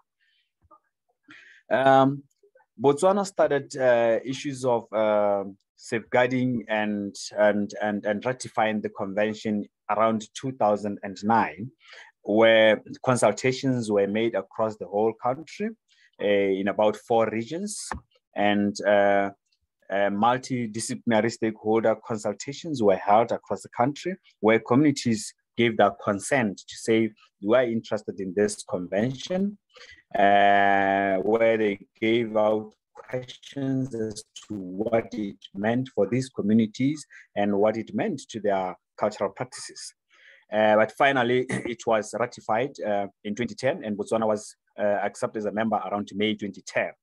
And the structural implementation structures in Botswana are such that there's a Botswana National Intangible Cultural Heritage, which is overseeing or supervising what we call district intangible cultural heritage committees. Those district committees may also decide to have lower structures or decentralized structures, such as clusters, such as in the case of Gauteng district, where Puterigo Museum is located. While Botswana has about 3 elements registered, inscribed in the UNESCO list of intangible cultural heritage in need of urgent safeguarding, Gauteng district has 2. So out of those 3 elements, 2 of those ones come from Gauteng district, where the museum is located. You will find that that picture belongs to a cultural practice element that is from Chobe district, not from the Gauteng district. The on this slide belongs to the Kopelo practitioners choir in Gauteng, the one that Dr. Slavi was speaking about earlier on. So Puterigo Museum got involved in this in intangible cultural heritage because when the district ICH committee was formed in the Gauteng district, the stakeholders that are part of this committee decided that since the museum is a cultural resource for the whole community, it is appropriate that it can be the seat of this committee. And whoever takes the position of a director of this committee now becomes the secretary of this committee. But the museum also hosts a database for the Gauteng district intangible cultural heritage. We will talk about the 2010 pilot project, and everything that we do that has to do with intangible cultural heritage is taken to this database. Puterigo also, being a structure, a legal structure, is the one that the committee, the Gauteng District Intangible Cultural Heritage Committee, uses to request international funding whether from the UNESCO or even locally from the government of Botswana and other private sector stakeholders. So the museum is very, very critical in the implementation of the convention in the district. It is also the museum that leads the committee in terms of capacity building for practitioners, for anyone who is interested in the implementation of the 2003 convention. So, as I said, in 2010, we hosted a project that was meant as a pilot project. It was funded by the Flanders government from Belgium. And from there, everything that we researched on was then taken to the District Intellectual Cultural Heritage database. What we have learned, community participation is very, very critical, is very, very crucial. We were lucky because the community recognized Putedikuwa Museum as a cultural center. And in that way, whatever that the museum is doing, they realize that it is part of their own living way. But what also we realized was that issues of ethics are very, very critical. So when we go and do research, one of the first things that we do is to emphasize the issue of free, prior, and informed consent. And when we started, we used to do in the English language, but we later changed on to the local Setswana national language, so that the participants or the interviewees or the people that we researched on can be able to understand, and so that no one comes back and says they did not understand the language, and so they signed without understanding what was really happening. We also learned that using local resources, it is important for local solutions. The people that we used, the researchers that we used, were selected from within the community. So in that way, they understand what the community is all about, the things that they're supposed to do. They understand that when you get into someone's home, there's a way that you have to behave. There's a way that you need to understand that the owner of the house can at any time kick you out of the house, or they may be welcoming and give you something to eat. It's also about, the local resources is also about sharing resources. The participation of different stakeholders, government ministries, local district councils, as well as other stakeholders was very, very critical in that they were able to share transportation costs, they were able to share issues of accommodation for our researchers. And when I talk about these things, I'm talking from the period of 2010 up to 2021, even up to now. There are some projects that are ongoing that all the stakeholders are taking part in. So it is truly a multidisciplinary stakeholder engagement. And then the issue of ownership of museum project by the community. The strategy was for the community to understand that everything that we take from them, we are not just taking, we are keeping it safe for their future, for the future of their children. So it was easy for them to be able to own the project and to give guidance and to help wherever it was necessary. However, there are some questions that one needs to look at into if one has to research more about this, the issues of museums and the implementation of the 2003 convention. One of those issues is intellectual property. The 2003 convention acknowledges that there are issues of intellectual property associated with intangible cultural heritage. However, it leaves state parties to make use of relevant mechanisms in their own countries, or to use the international mechanism of World Intellectual Property Organization. The issues associated with intangible cultural heritage in museums is you keep this information in the museums. Does this information belong to the museum, or does it belong to the community member who gave that information? So these are the issues that we need to go back. Currently in our situation, we have said that everything that we took from the community belongs to those community members who gave to us. And it also forced, this issue forced the Putetiko Museum to begin process of developing an intellectual property policy to ensure that these issues are dealt with in a professional way. The second issue is usage. Let's say you are faced with a situation where a newspaper wants to use some pictures that you have or wants to use an interview that you have in the database. How do you do that? Do you simply take this issue, give the newspaper and media house this information, or do you still need to go back to that community member? So we need to find out more information on this gray area so that communities can maybe also be able to accrue some financial benefits if they are. Issues of access and benefit sharing come into play here. The last issue is that of ethics. In museums, we have different people coming to work. People go out to find new greener pastures, new others come. How do these people deal with the information or with the database, the information that is in the database? How do they deal with members of the community who say, we want to access the information that we know is in the database, but we are community members and we don't want to pay anything if there's anything that has to be paid? How do we deal with this issue? Do we deny them to access this information, or do we give them this information? If we give them this information, in what kind of agreement do we get into with them? So these are the three major issues that we need to bring in. My presentation is as short as that. Thank you very much.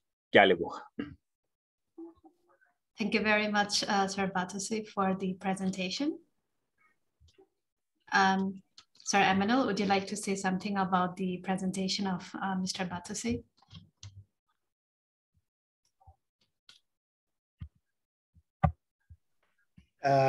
Just maybe one or 2 points. That was very good. I like the steps. I think you handled the stages of implementing the convention very professionally, and I'd like to thank you for that. Especially that at every stage you are involving the community.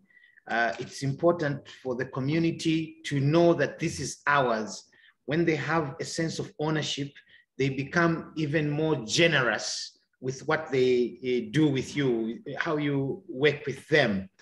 And I think it's also very important on the usage. You mentioned consent. I think consent is the permission to use the information. Maybe on the usage, in your last slide, you talked about maybe financial benefit or some kind of acknowledgement of the owners. I mean, I think this must be made clear during the consent. We are taking this photograph, we are recording this music, we are going to use this in a particular way in the future. A newspaper may want to use a photograph. And if there are charges, it's important that because it's local resources which are being used, let the owners of the information benefit. If the service at the museum is being paid for, I think the owners of the information, there must be a way the local people should benefit from what they have invested in the museum in terms of information. And I honor you for using vernacular. Sometimes when we use English or Spanish or an international language in a research, it distorts the quality of the information that you get. So the use of vernacular is very, very important because people can benefit.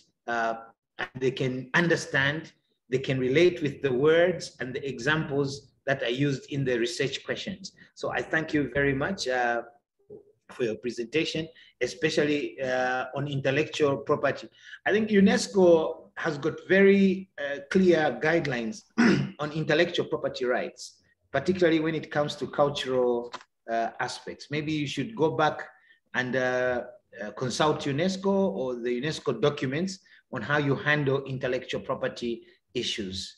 I thank you, Mr. Batusi. That was a very professional way, and I congratulate the museum for its work. Thank you. All right. Thank you very much, Sir Emmanuel. Also, thank you very much, Sir Batusi, for your presentation. I would like to request Mr. Jadi and Dr. Lawa, if you are ready for the presentation. We're going to try. Sure. It doesn't seem to be. I just want to. Can you hear me? Yes. Could you try again? Okay. Yes. No, we've tried it. We've got a new video venue. Mm-hmm. So I'm going to try share my screen. Can you see it? Yes. Okay, I've asked one of my colleagues to let us know if there's any, if you cannot hear us. Sure. So sorry, did you hear nothing last time? Yeah, no, I mean, like after a few slides, so we had a little bit of problem with the slides and also audio. Okay, well, I'm going to then just start from the beginning. So my colleague and I, Dumsani Jali, we're going to be speaking about the education programs at the KwaZulu-Natal Museum in Pietermaritzburg, South Africa. So the title of our talk, Broken and Unequal, comes from the title of Amnesty International's 2020 report on the state of education in South Africa. According to the government's own statistics for 2018, out of 23,471 public schools, 90% only had illegal pit toilets, as can be seen in the bottom right-hand corner. Another 37% had no sanitation facilities at all. 86% had no laboratory, 77% had no library, and 72% had no internet access, and 42% no sports facilities. And out of these schools, 239 lacked any electricity at all. But infrastructural inadequacies are not the only problem faced by learners. Many schools are also hampered by serious overcrowding and shortages of trained teachers, especially in the fields of science and mathematics. As one learner said, as much as we've got overcrowding, I don't think it's a matter of classroom. It's a matter of teachers. In a class, you get plus minus 40 children in one class. And it's not because there are no classes, it's because there are no teachers. So this background makes it very clear why the KwaZulu-Natal Museum's education programs are so important. They are an important research source to supplement and enrich the school curriculum for many schools in and around the Pietermaritzburg area. Although the focus of this presentation is on the education programs aimed at FET learners, the final 3 grades of the school curriculum, the museum's commitment to education encompasses a wide range of people, from kindergarten children to students studying at tertiary institutions, as well as the general public. The KwaZulu-Natal Museum includes displays both on natural history and cultural history, and it also has a dynamic culture of research. Our research departments in natural history and in human sciences, of which I work, I'm a curator in the human sciences department, contribute to the production of knowledge by publishing original research in internationally recognized peer-reviewed journals. We publish popular articles on new research findings and give lectures both to the public and to specialized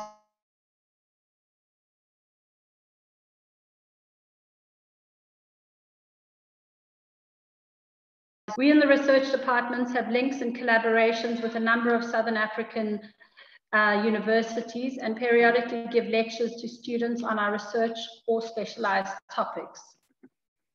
The educational activities in the museum range from formal lectures and activities that directly relate to the curriculum, to talks and activities related to national holidays and international days of celebration, such as Heritage Day, in this picture, these are posters made by learners, and World Poetry Day.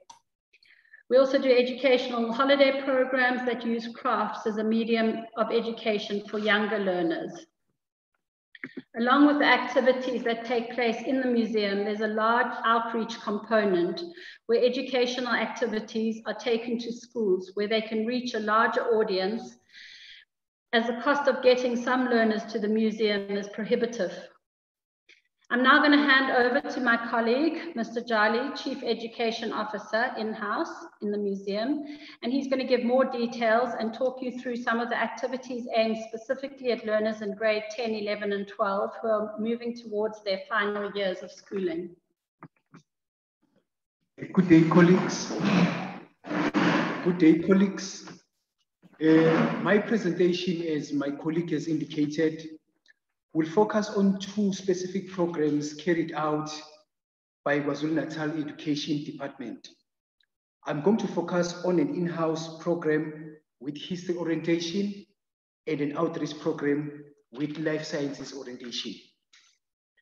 Now, KwaZulu-Natal Museum has a dedicated education department whose responsibility is to align the museum education with the school curriculum.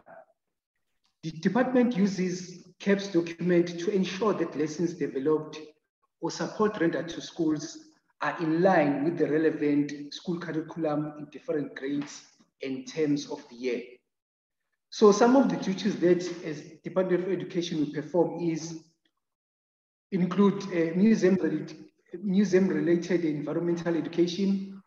We develop educational programs and resource material for schools. We run after-school museum educational programs for previously disadvantaged groups. We also do community outreach projects and community development. We also organize and run educators workshops and assist with various activities at parents. As you can see in this slide now, at the beginning of each academic year, what we do as museum educators, we attend subject advisors meetings for both history and life sciences. And it is at these meetings that as a museum staff, we actually offer the school what is it that we offer for that particular year. We market the content that we offer schools in life sciences and also in history, because our museum specializes in history and life science, which are the school subjects. Now, with the marketing completed, schools or teachers can then book their visit to the museum, confident that learners shall benefit from the lessons and the practicals and the videos that KwaZulu-Natal Museum offer for each section or for each topic. Now, KwaZulu-Natal Museum offer history and life science lessons for grades 10, 11, and 12, along with other programs for younger learners. Now, our in-house history program is called A Day at the Museum. As the name suggests, learners spend a day at the museum learning about South African history. This program is tailor-made to the curriculum and is aimed at helping learners improve their marks in history at school. We offer a range of different activities that aims at giving learners insight into history that are often missing from their lessons at school. The activities that we offer are the lectures, the videos, essay writing skills, which are a very important skill for history students, and also what we do at the end of the content of the discussion, we also take them for a tour around the museum. We take them to the relevant galleries. And history teachers have a choice to pick at least one topic. On the average, we host 3 schools per week through this program in terms 2 and 3. In 2019 alone, that is the period before COVID, we reached above 2,300 learners through this program, which we call Day at the Museum. Now, what you see on the picture there is a lesson presentation. This is for grade 12. For grade 12 learners, we offer topics like the Black Consciousness Movement. we offer internal resistance, we offer the South African Road to Democracy, which is a very popular topic that looks at how South Africa reached democracy in 1994. We also offer them a topic that has to do with the Truth and Reconciliation Commission. All our lessons are interactive and they allow for learners to participate. Also very importantly is, as we offer lessons, we also teach them essay writing skills. Essay writing skills is an important skill for history students to master, as large part of the assessment and final exams are based on essay writing. To help them master the essay writing skills, we use previous exam papers and go through each question. We do a complete question analysis. This we do to find out exactly whether students understood what is the requirement of the questions and what is it that learners are supposed to do as they respond to the question. Also, we teach them as part of essay writing skills, we teach them the essay structure. That is how to write a proper introduction, taking a stance at the introduction, outlining the line of argument, and how to write a proper introduction. Also, with regard to writing of paragraphs, we teach them how to write a proper paragraph using a formula which is called a PEEL formula. PEEL formula, by the way, it means you make a point, you explain your point, you give evidence, and you link back to the topic. And lastly, as part of essay writing skills, we teach them how to write proper conclusion to an essay. Also, as indicated before, learners do watch videos, video presentation, as you can see on the picture. Many schools do not have other visual facilities. As a result, when they come to KwaZulu-Natal Museum, they have a chance to watch a video on the topic of their choice. For South African history topics in grade 12, we show them videos of, for example, the Soweto Uprising of 1976, the negotiation that happened in South Africa, which resulted in the birth of democracy, and a number of episodes of the Truth and Reconciliation Commission. The videos enhance the learning experience, making the sections easy to understand. Now on the next slide, what you see there is a gallery tour. Learners were taken on a gallery tour, as you can see. The picture in the slide shows a presentation of the timeline of Nelson Mandela. We do have a Nelson Mandela gallery in the museum. In addition, history learners are taken to a Freedom Gallery, which is another South African history gallery that we have in the museum. And this museum covers South African history from the period of arrival of Jan van Riebeeck at the Cape in 1652 up to a period where we go to 1994, which is the road to democracy. As indicated before, that we offer history and life sciences. What you see on the slide there is a practical of a life science practical. We're saying life science lessons are visual and they're also practical so that they enhance learning, thus enabling learners to grasp the concepts that are being taught. Here is an example of a homemade water filtration unit that the learners were taught to make. Also, as you can see on the picture there, this is a group of life science learners.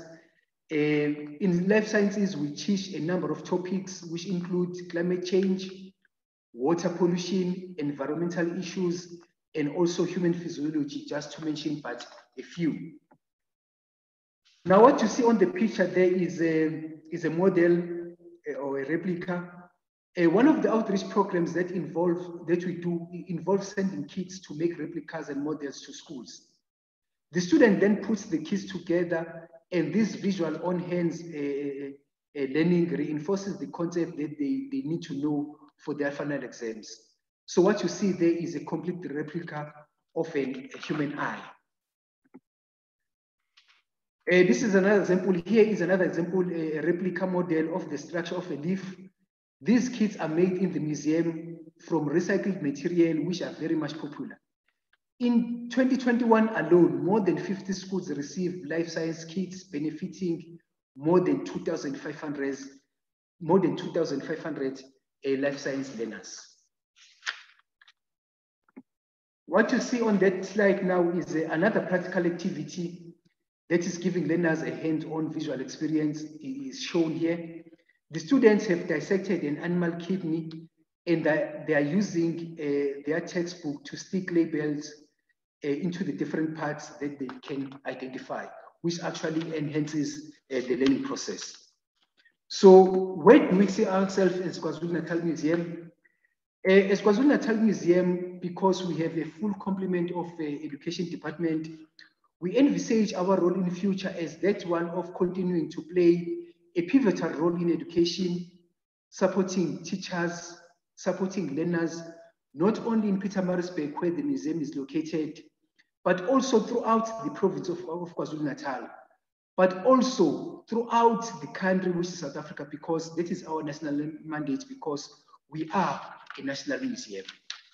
And in closing, ladies and gentlemen, I'd like to share the words that were uttered by our late icon, Nelson Mandela, when he said, education is the most important weapon that you can use to change the world. Thank you so much for listening. I thank you.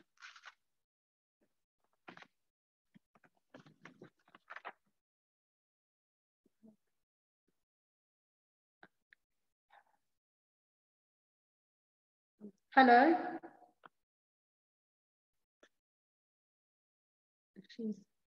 I don't know if hopefully everyone could hear us.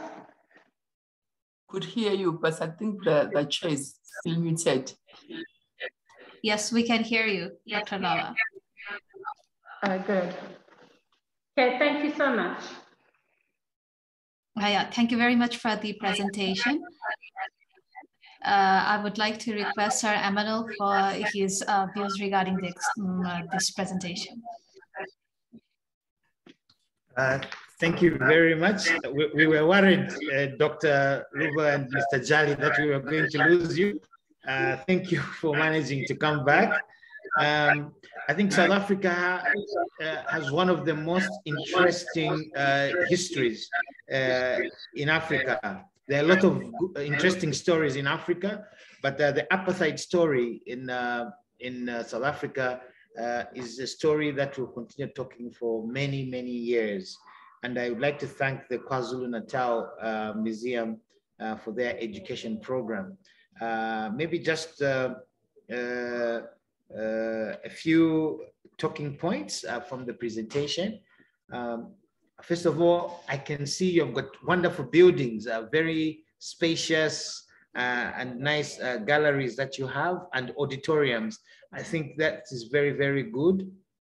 Also, your outreach programs are very, very important, especially that you're dealing with schools. If the museum is doing a good work, during the holidays when the students are at home, you may have return visitors because the students will be talking about the museum even out when they're out of school. And also the involvement of parents. The involvement of parents also bring back the issue of ownership, because the children now are no longer pupils, but they're coming with their parents as a family. The aspect of family bring a very strong community involvement in the museum. And also, it's good that you've got a day in the museum. I've heard of the night in the museum, a night in the museum. And it's good to hear now that you can also do a day in the museum. And those programs that you have,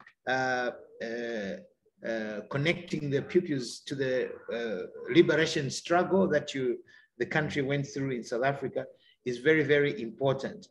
I don't want you to change anything in your education programs, but maybe just a suggestion.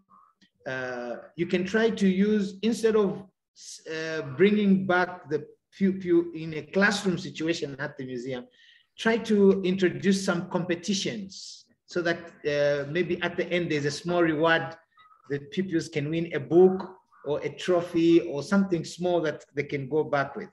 And also maybe instead of just ordinary lectures, like on the structure of essay writing, you can make these into maybe a play. They can demonstrate through performing arts through a play. And also it's very important to teach our pupils on the need to recycle materials. There's a lot of plastic all over, there's a lot of paper littered around our places. And if these recycled materials can be used to something productive, like a teaching aid, I think KwaZulu-Natal, you're doing very well, you're in the right direction, and keep it up. Thank you. Right. Thank you very much, Sir Emmanuel. I hope Dr. Lawa as well as Mr. Zali can actually bring some of these points whenever they are practicing their other day at the museum. Yes, Dr. Lawa. No, I just wanted to say thank you very much for those comments. And this was a very short presentation of a very small amount of our actual education program. And I wanted to say that some of those points mentioned, we do actually do. We have a number of competitions over the years, including a trip to Robben Island, which the learners had to put together speeches, and then they could win a trip to Cape Town. So these are other aspects. We also have poetry and kind of more action workshops. So we are working on that. I just wanted to add that in. Obviously, we do not have time now to go through every aspect of our education program, but thank you very much for those comments. Mm-hmm. Thank you very much, Dr. Lawa, for telling us about the other initiatives too. Thank you so much. We hope to hear from you in other presentations too, regarding all the other works that you are doing with the students and the museum. Thank you very much. Well, our next presenter for the day is Ms. Nasreen Barami. Well, she is the museum expert from Iran, and she will be presenting on the title Reimagine Art and Creativity. Yes, Ms. Nasreen. Yes, hello. Please.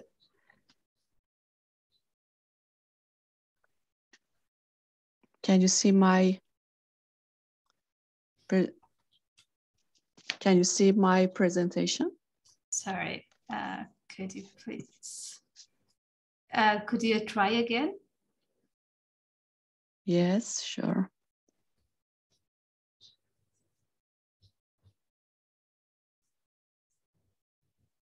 Yes, we can see the screen.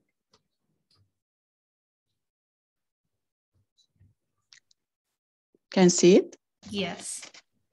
Okay. So, hello everyone, good afternoon. First, I like to thank Mr. Mohammad Akhtar Javed for his coordination and make this event happen. And my dear manager, Golnaz Golsabahi, and also Ivcom family for giving me this opportunity to present this conference. My presentation is about Reimagine Art and Creativity Autistic Audience Meet Iran Art Museum.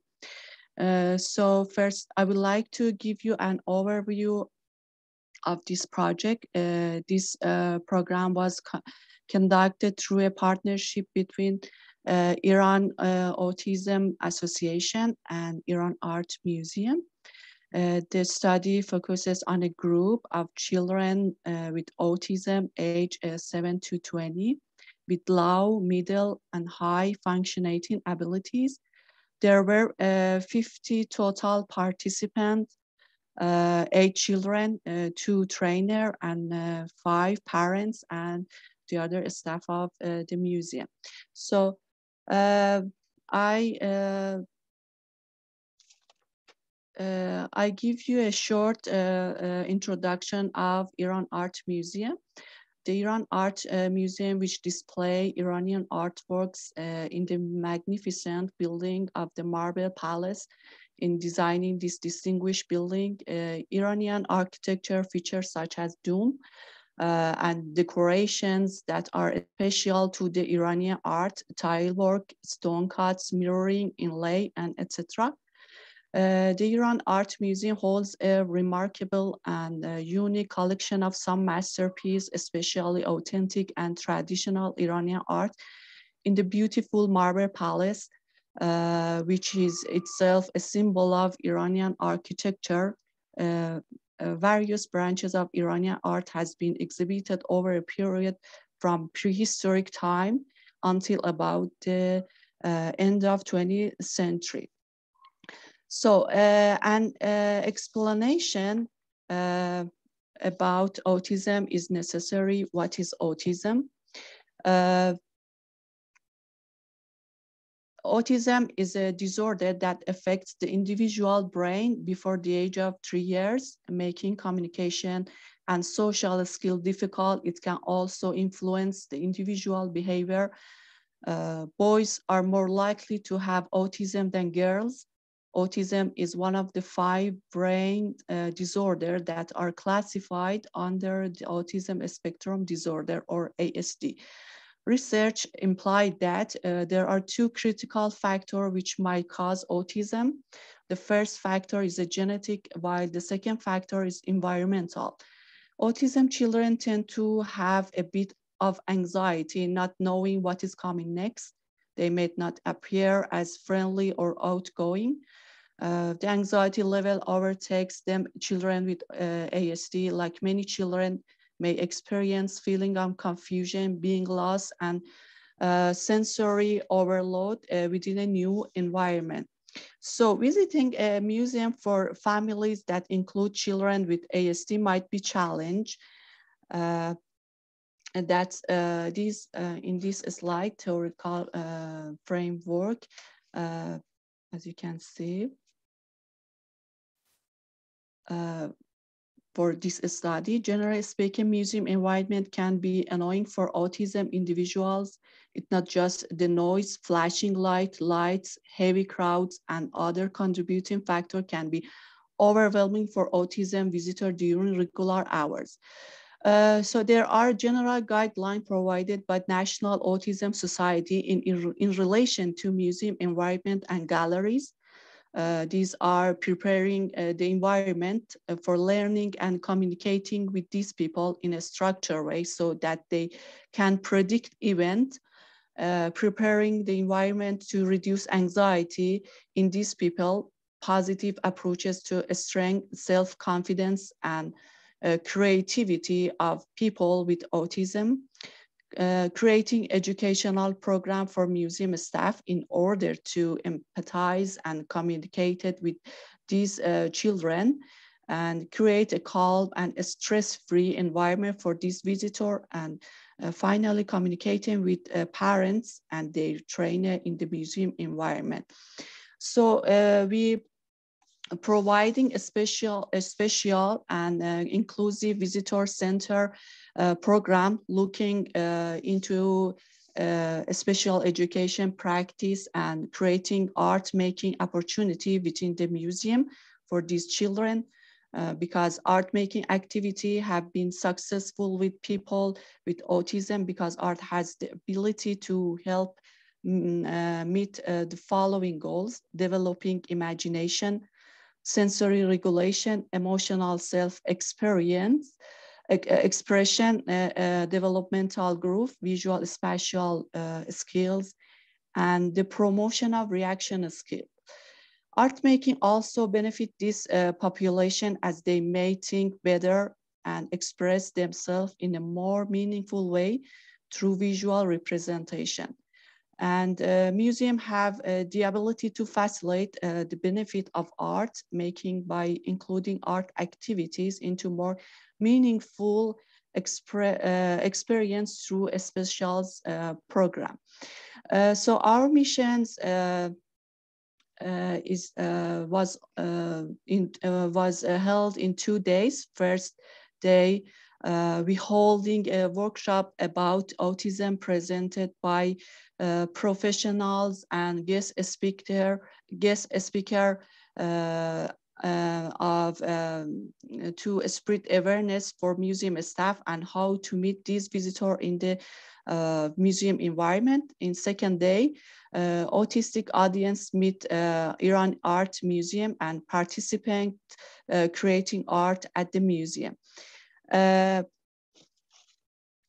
As you can see in this slide, in this picture, we set clear expectation and making things predictable, making sure any activities children are doing illustrated in a step-by-step process.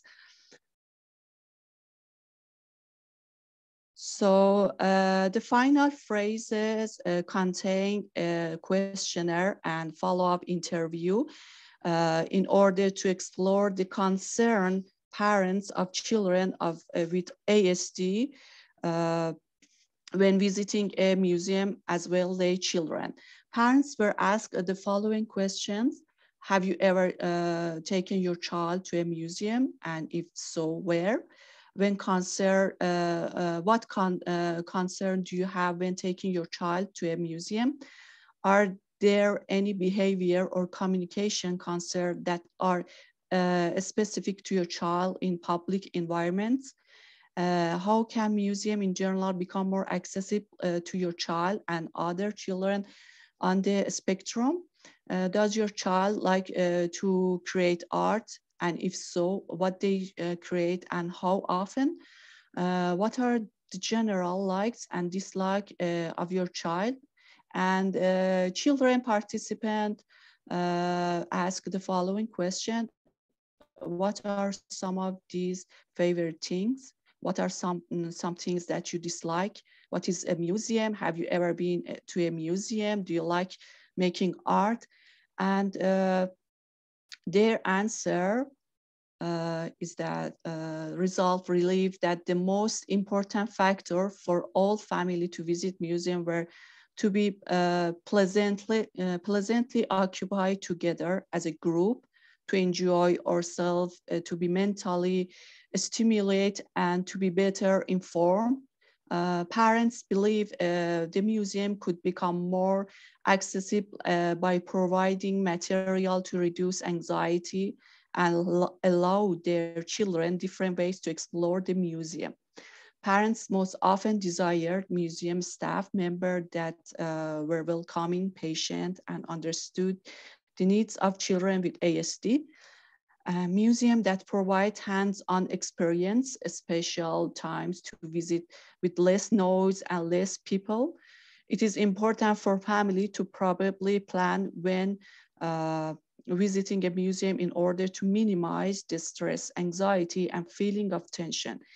Museum create program during quieter hours, so it's not as overwhelming for them. And finally, it's important for them that museum to be free for these children. Most of the children respond the same way. They have gone to the museum, had artistic activities in their program, and they are interested in doing artworks. They become overly excited and desire space within the museum to be more active. They describe art making after visiting the museum visit as a pleasurable experience. So in this slide, as you can see, participant artworks tied art making directly back to the museum experience, drawing their favorite museum object. And we asked them to explain that they created, and the majority of these artworks could still be tied directly back to the museum visit. As you can see, for example, a participant artwork featuring coins, pottery ways, and doors that display in one of the gallery of the Iran Art Museum. So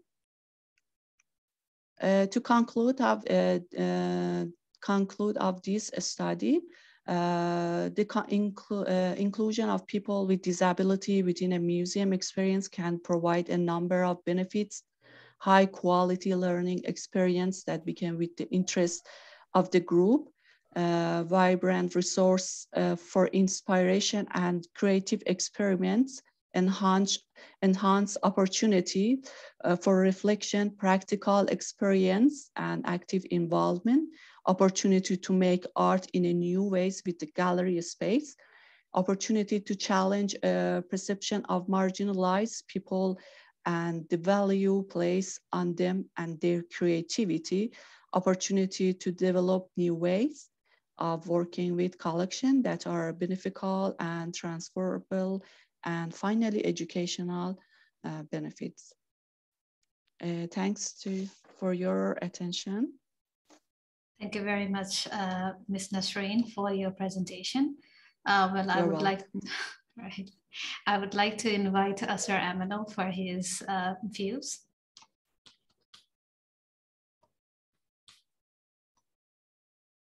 Yeah, thank you, Mina.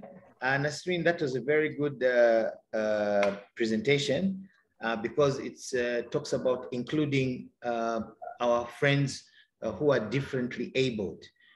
Programs like yours, they help to fight stigma, they help to fight discrimination. When someone, I like to look at autism like a disability of some kind. And it's important to respond to specialized groups like them. If there are programs for people with hearing inabilities or sight for the blind, or there should be programs for people with disorders like autism or any other disorder for that matter. So programs like yours are important for us as museums because we are fighting discrimination, we are fighting stigma. At the same time, we are helping in the healing process. Your galleries are very nice and very spacious, very interesting. And also it's important for to learn that you are not working alone. You're working with the parents. You're also working with some organizations that are advocating for people with autism and people with this kind of a disorder. So I want to commend you for your activity because museums are platforms for so many, that play so many roles. So advocating for our colleagues with anxiety disorders is very, very important, especially that you're including them and you're recognizing that they too, they can draw, they can paint, and they can participate in museum activities. So let's fight stigma together. And also using art, like you say in your presentation, the issue of imagination, to have a sense of self-regulation can also be part of the healing process. Also to be emotionally, to express yourself in an emotional manner. I know that art is used sometimes to understand what someone is thinking. They can draw a feeling and express themselves in various ways. And also academically, their spatial and visual skills are improved. And also art is fun, it's enjoyable. And it's good that there are such activities that are inclusive, that help people who are having some form of disorder. And also it's good that you plan in advance for their visit so that there is no provocation and there is no stimulus that can provoke the anxiety. Thank you very much, Nasreen. That is a very, very encouraging and comforting presentation for our colleagues. Thank you. Thank you very much. Thank you. All right. Thank you very much, Sir Amanal, as well as Ms. Nasreen. Our final presenter for the day is Dr. Nadim Omar. So I would like to request him to put on his microphone and camera on if he's here. Dr. Nadim. So he is from the University of Wa from Pakistan, and he will be presenting on the title Folk Arts of Taxila, a case of dissonant heritage of Pakistan. Yes, Dr. Nadim, would you like to share your own presentation, or would you like my help? Yes, I think if you can just run it for me, that will be very helpful. Sure. I have your PDF presentation, so if that is okay.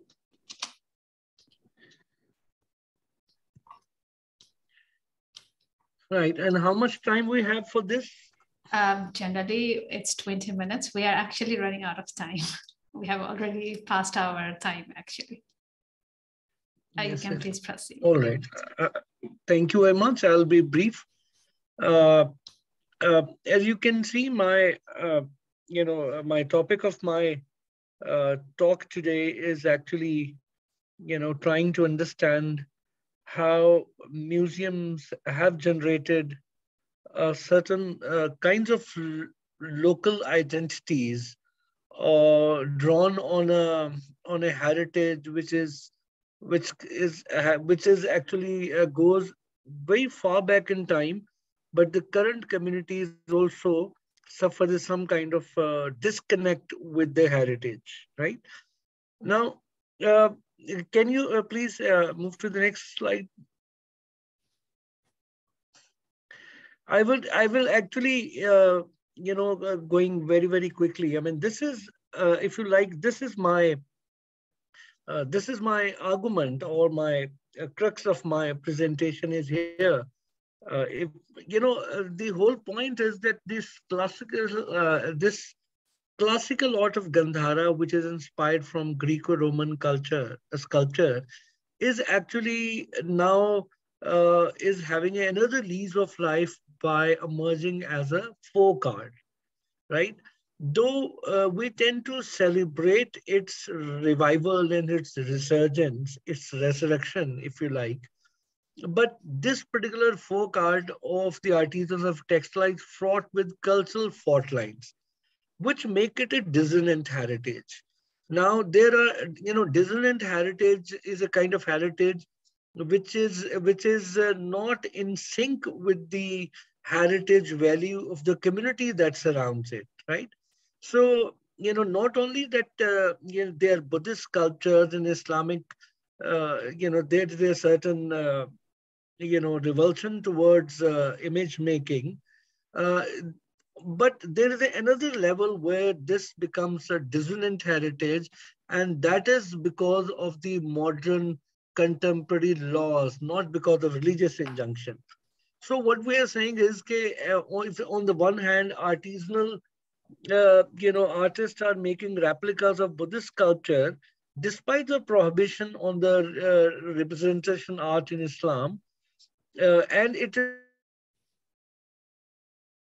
ancient craft tradition by our by certain quarters, like the Heritage Museum in Pakistan would celebrate these sculptors who are making replicas. But at the same time, on a sheerly legal sort of on a legal account, if you like, the production of copies of classical sculpture is considered as a counterfeit, and it is heavily penalized by the archaeology departments as well as by the policing organizations.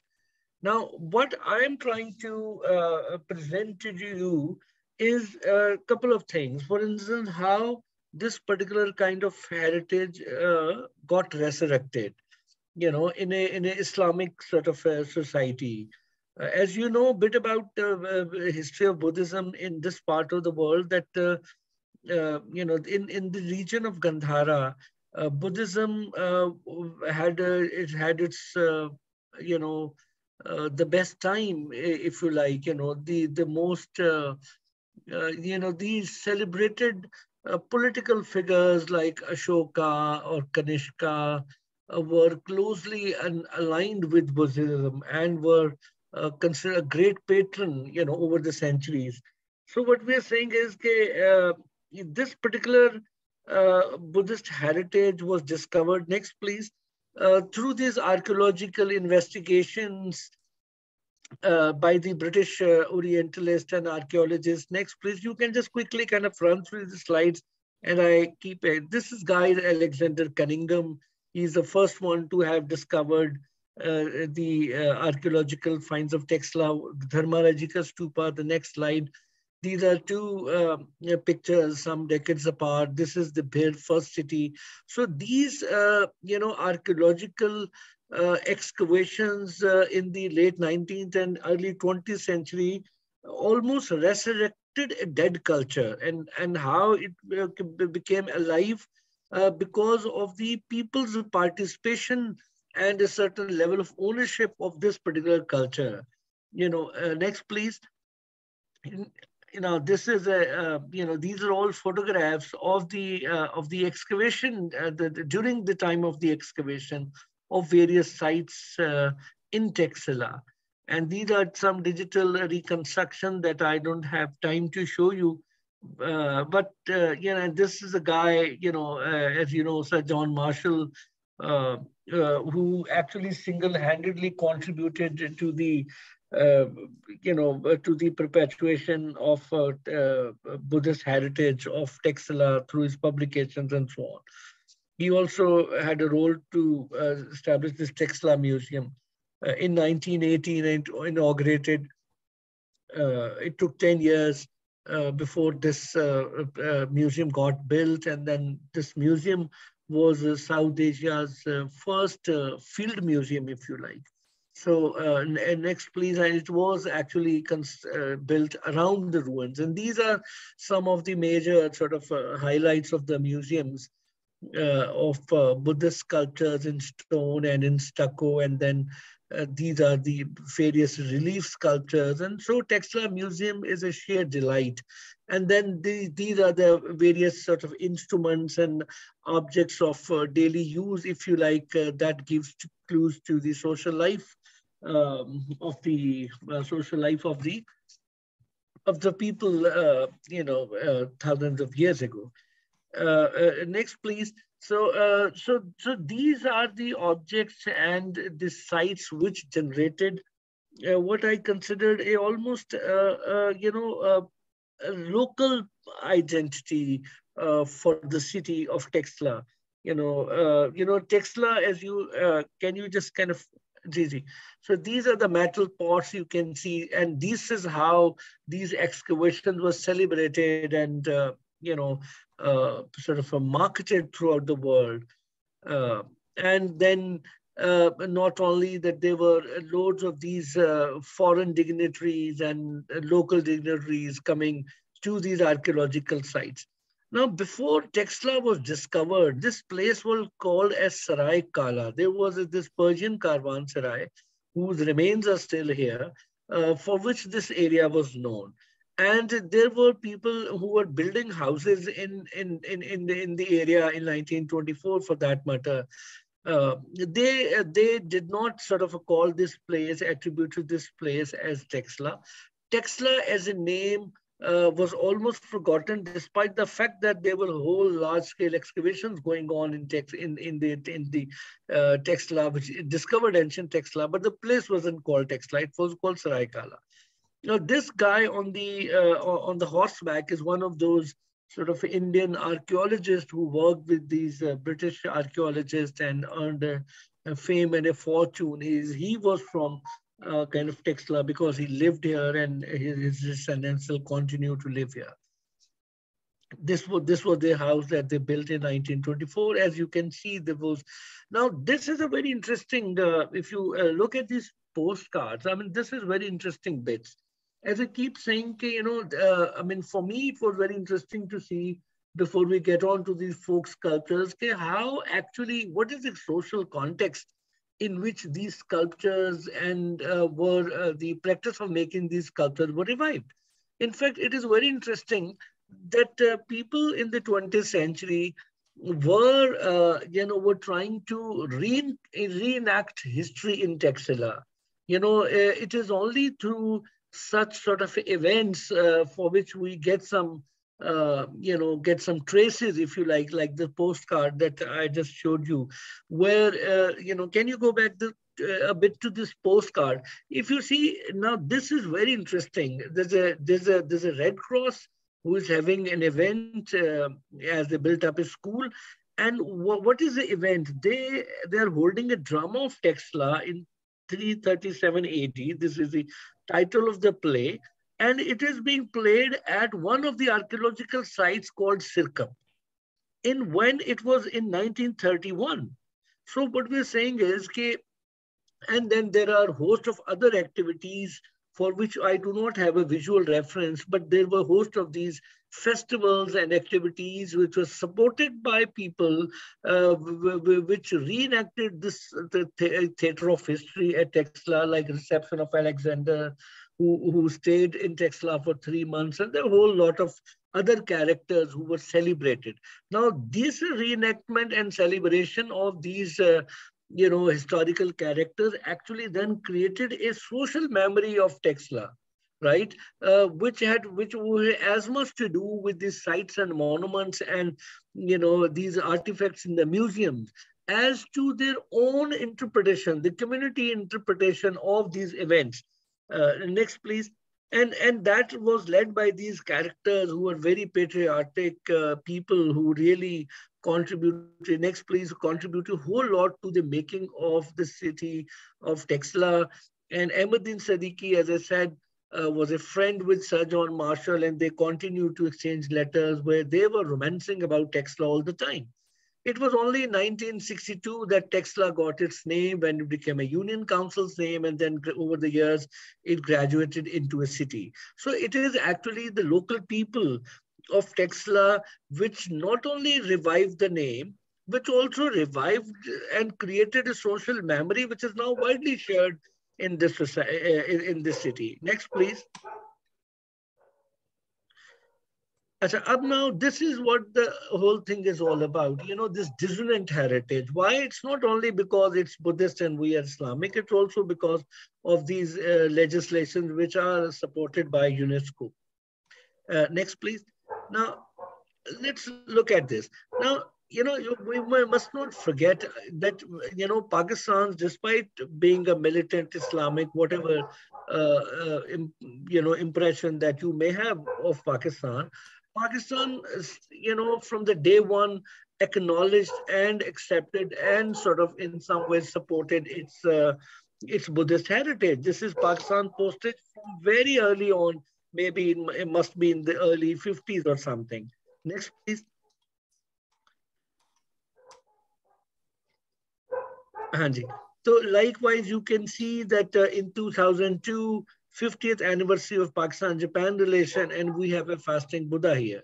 So, it is very much on the horizon that we are a custodian of a legacy that needs to be celebrated.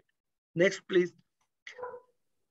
Now, despite this, this is what, this picture is symptomatic of what is kind of wrong with the interpretation and the understanding of heritage here in Texla.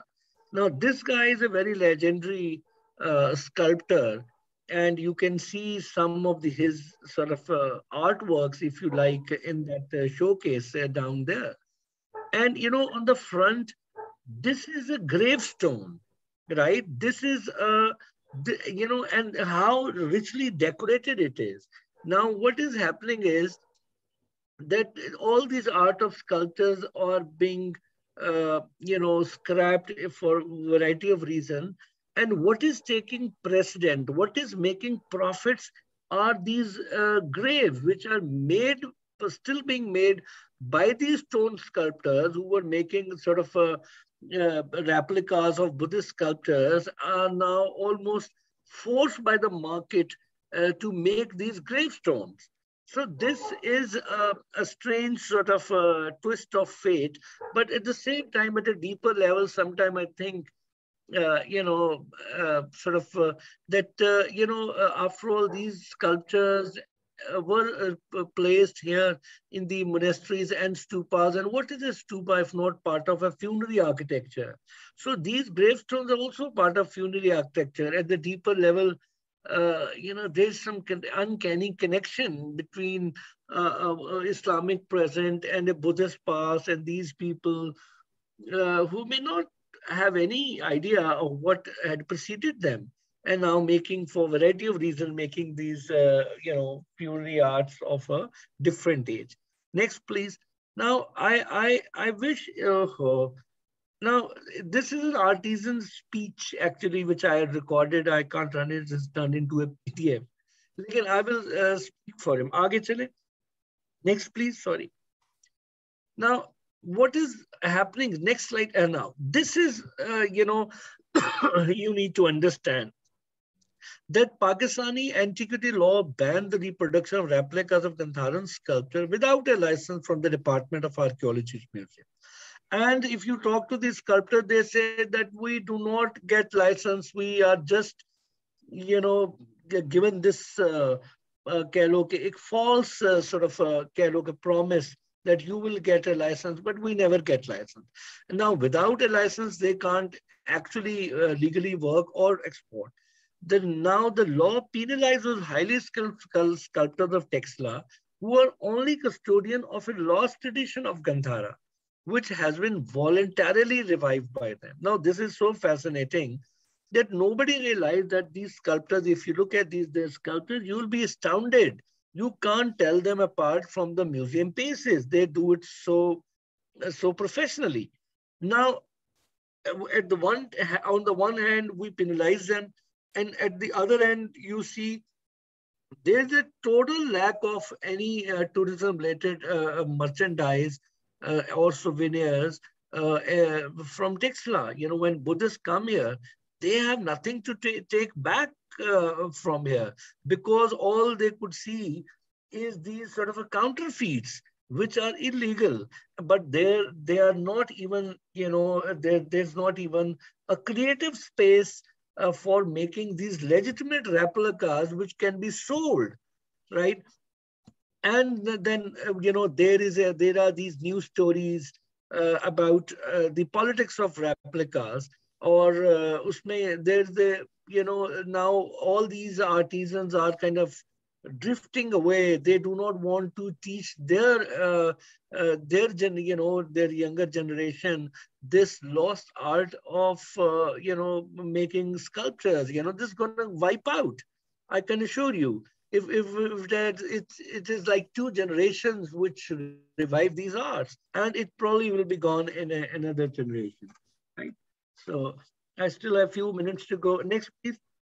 Now, what we are saying is,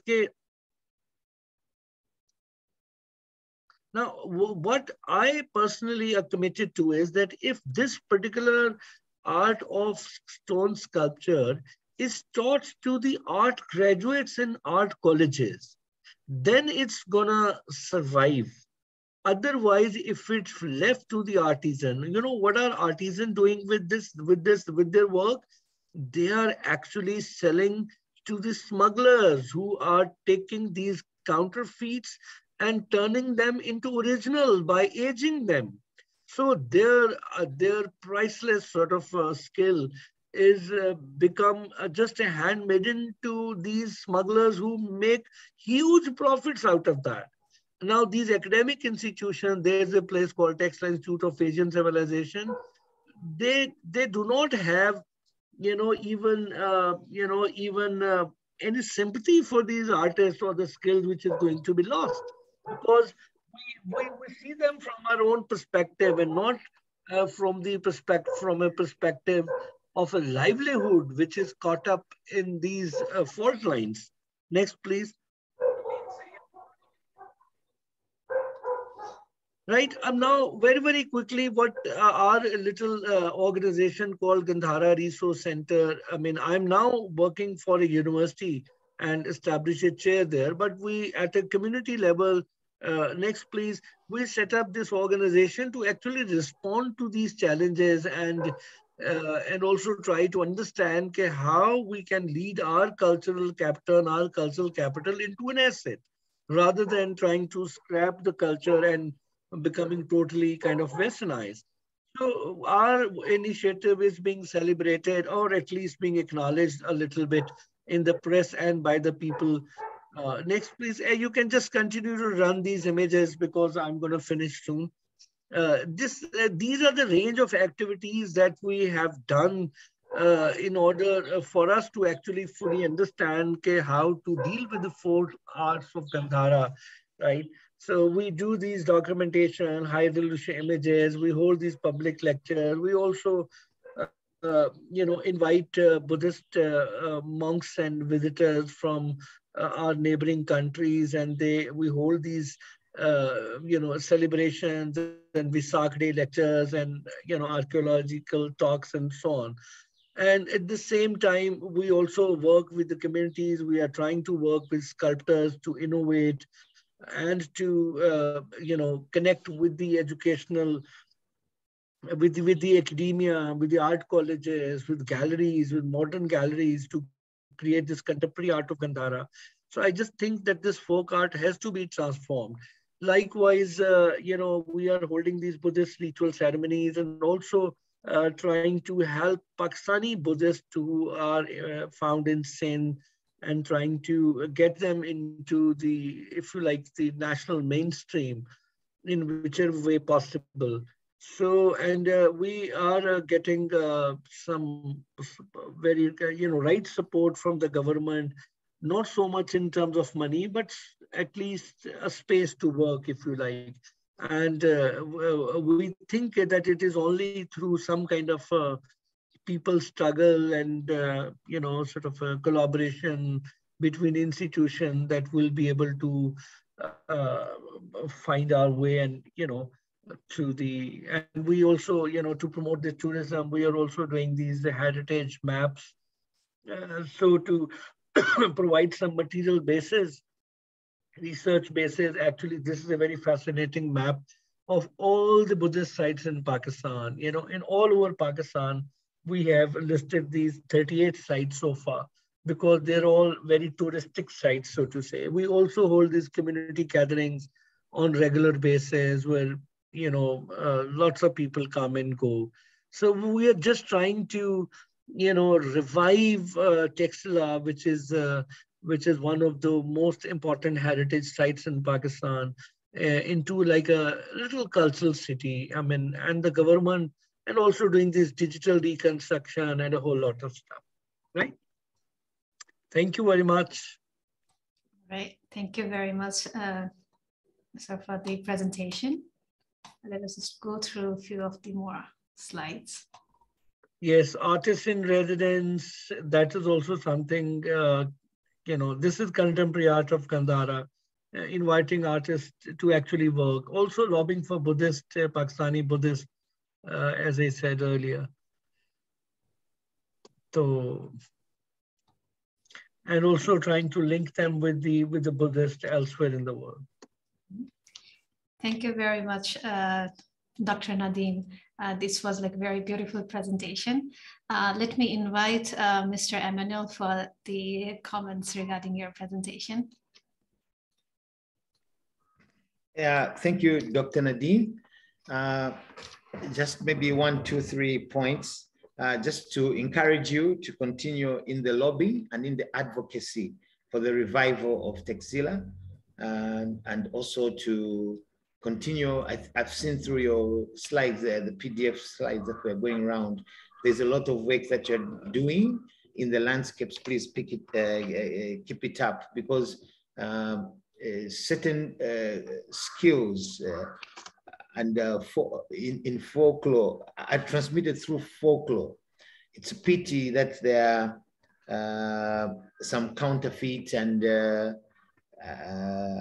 replicas. I think maybe the licensing system is there to control. I just wish you the best in all the efforts for the revival program, especially that this is a local community-driven initiative. And it is important also to note from your presentation that you are trying to reenact a lot of historical characters and heroes. That it's good to keep the memories for Texila. And I can only wish you the best, because social memory is, I think, the main road for you to ensure that the city of Texila assumes the status of a cultural city. I think the efforts are not in vain. It's a great effort. I've seen the activities there, the prayer, the plays, the drama, and the international connections with other countries and visitors. Yeah. Thank you very much. And I think all of you should try heritage city as well. So yes, actually in someday. Zambia there's a university called Texila University. I'm not sure if its origins come from there. There's a university in Zambia. Yeah, of course. Texila University. Yes, yes, Texila University was very famous, and there were people like Kotlia Chankya, you know, who's the founder, almost founder of the Chandragupta, Mauryan Empire. Okay. Was a teacher here, and there were so many. Panini was a grammarian who, developed the rules for Sanskrit.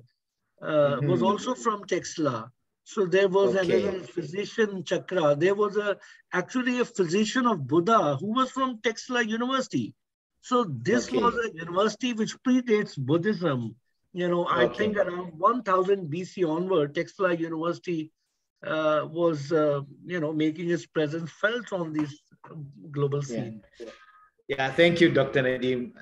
Pleasure.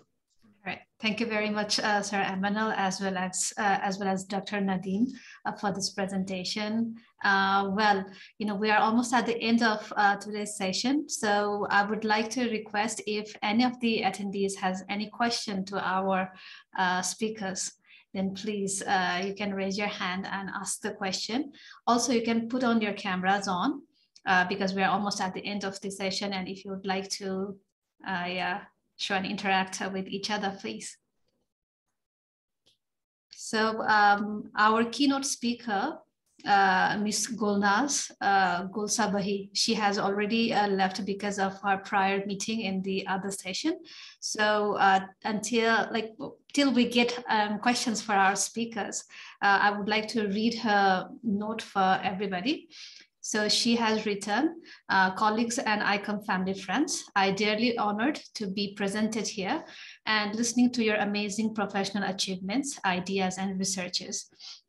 Emmanuel summarized them very well. I enjoyed, also felt proud of being with you today in this professional group among friends from beautiful Africa or from all around the world. So congratulations, and once more, I wish better years ahead for all residences of the world and for museums professionals.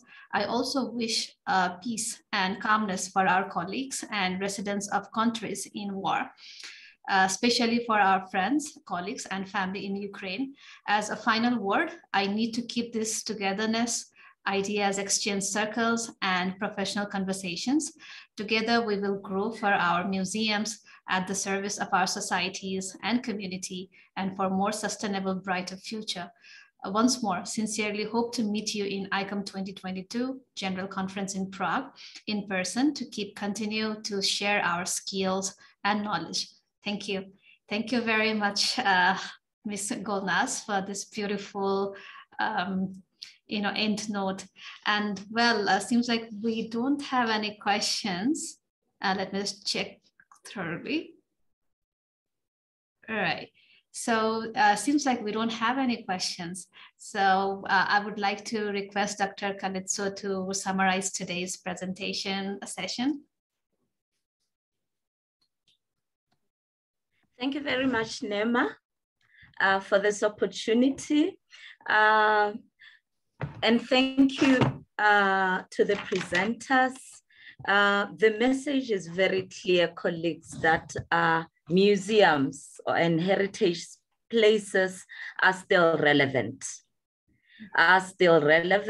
But the most important aspect is that museums should be, or the spaces should keep on changing in order to meet the needs, emerging needs such as COVID, emerging needs such as people living with disability, the issue of sustainable development, how throughout the world now we know that people can and a living through arts and culture and heritage, and where like the University of KwaZulu, the museum is also stepping in. It's part of SDG, what can you do where there is poverty, where there is less privilege?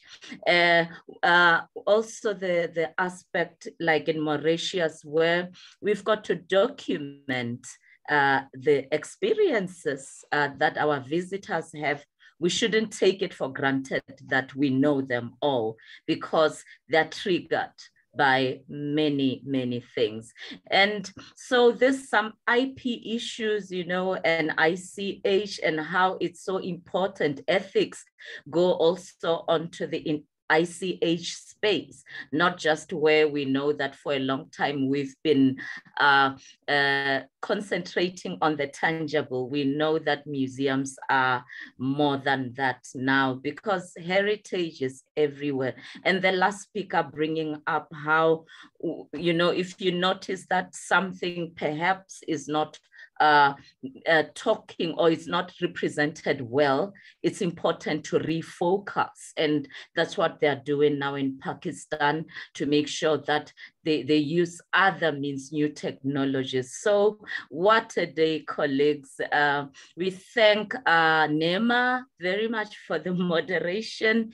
Thank you for guiding us through. Thank you, our leader, overall leader, Mohammed, for we can never thank you enough. Thank you very much, our African leader, for being there. Thank you from all over the world. And I cannot stop emphasizing how we should do this. I don't know whether I should thank COVID, because I guess this was inspired by the fact that we couldn't do anything, even meet physically.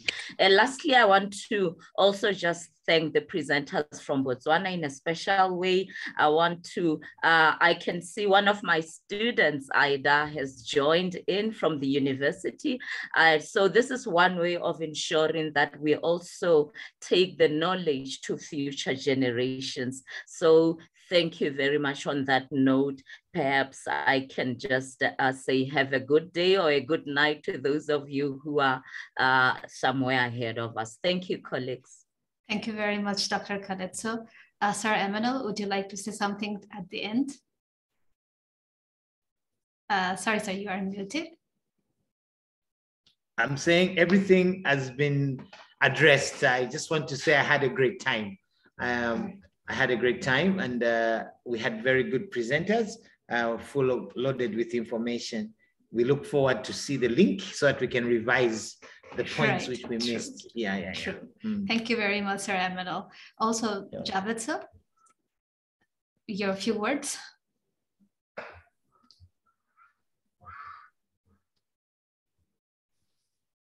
Sorry, sir, you are muted. Javed, sir.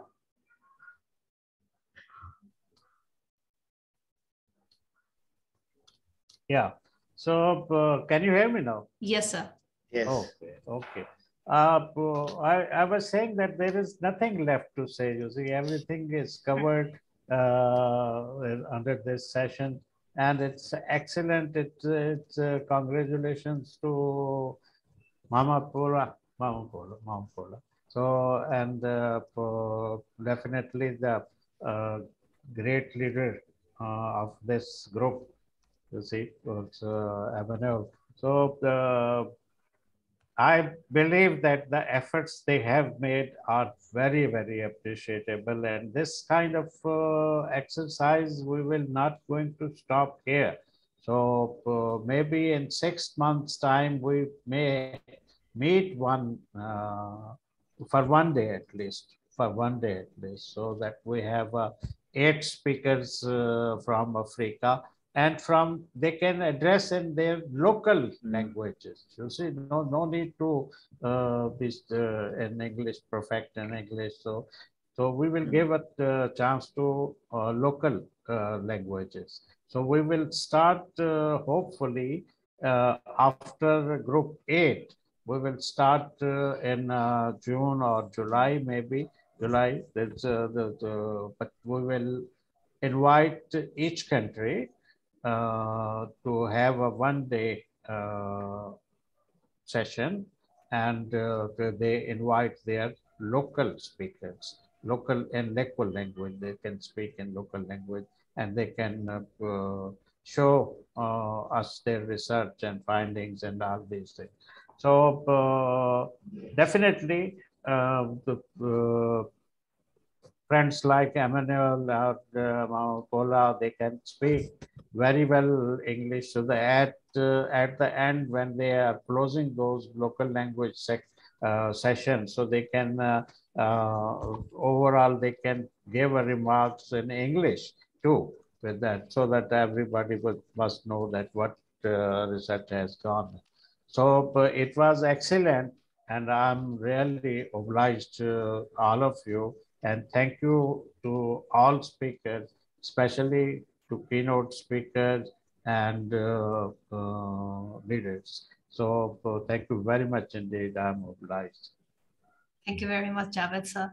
Well, since we don't have any questions, in our chat box, as well as nobody raised their hand, so this seems like it's almost the end of the session. So yes, I would like to receive, consent from Sir Emmanuel to close the session. It has been a great day, and you may continue. Thank you very much. We can close. All right. Thank you very much, Sir Emmanuel. It has been indeed, it has been a very, very long and great day. And thank you very much to all our attendees for being here with us and supporting all the speakers as well as the session too. With this, the Group 7 session has come to the end. So today was the final day, and it has been, I have to say this, this has been one of the most successful session till date. My sincere gratitude to our honorable group leader, Sir Emmanuel Hamatwi, as well as keynote speaker, Ms. Gulnaz Golsabahi, and our distinguished session leader, Dr. Kalatsio, sorry with the name. I feel really bad when I pronounce the name. Sorry about this. As well as all our presenters, Mr. Batusi, as well as Monso, Dr. Lau, as well as her friend, Mr. Jali, as well as Dr. Bamini, Ms. Nasreen, and Dr. Nadeem. So thank you very much to all of you. And it has been indeed a very beautiful presentation of the day.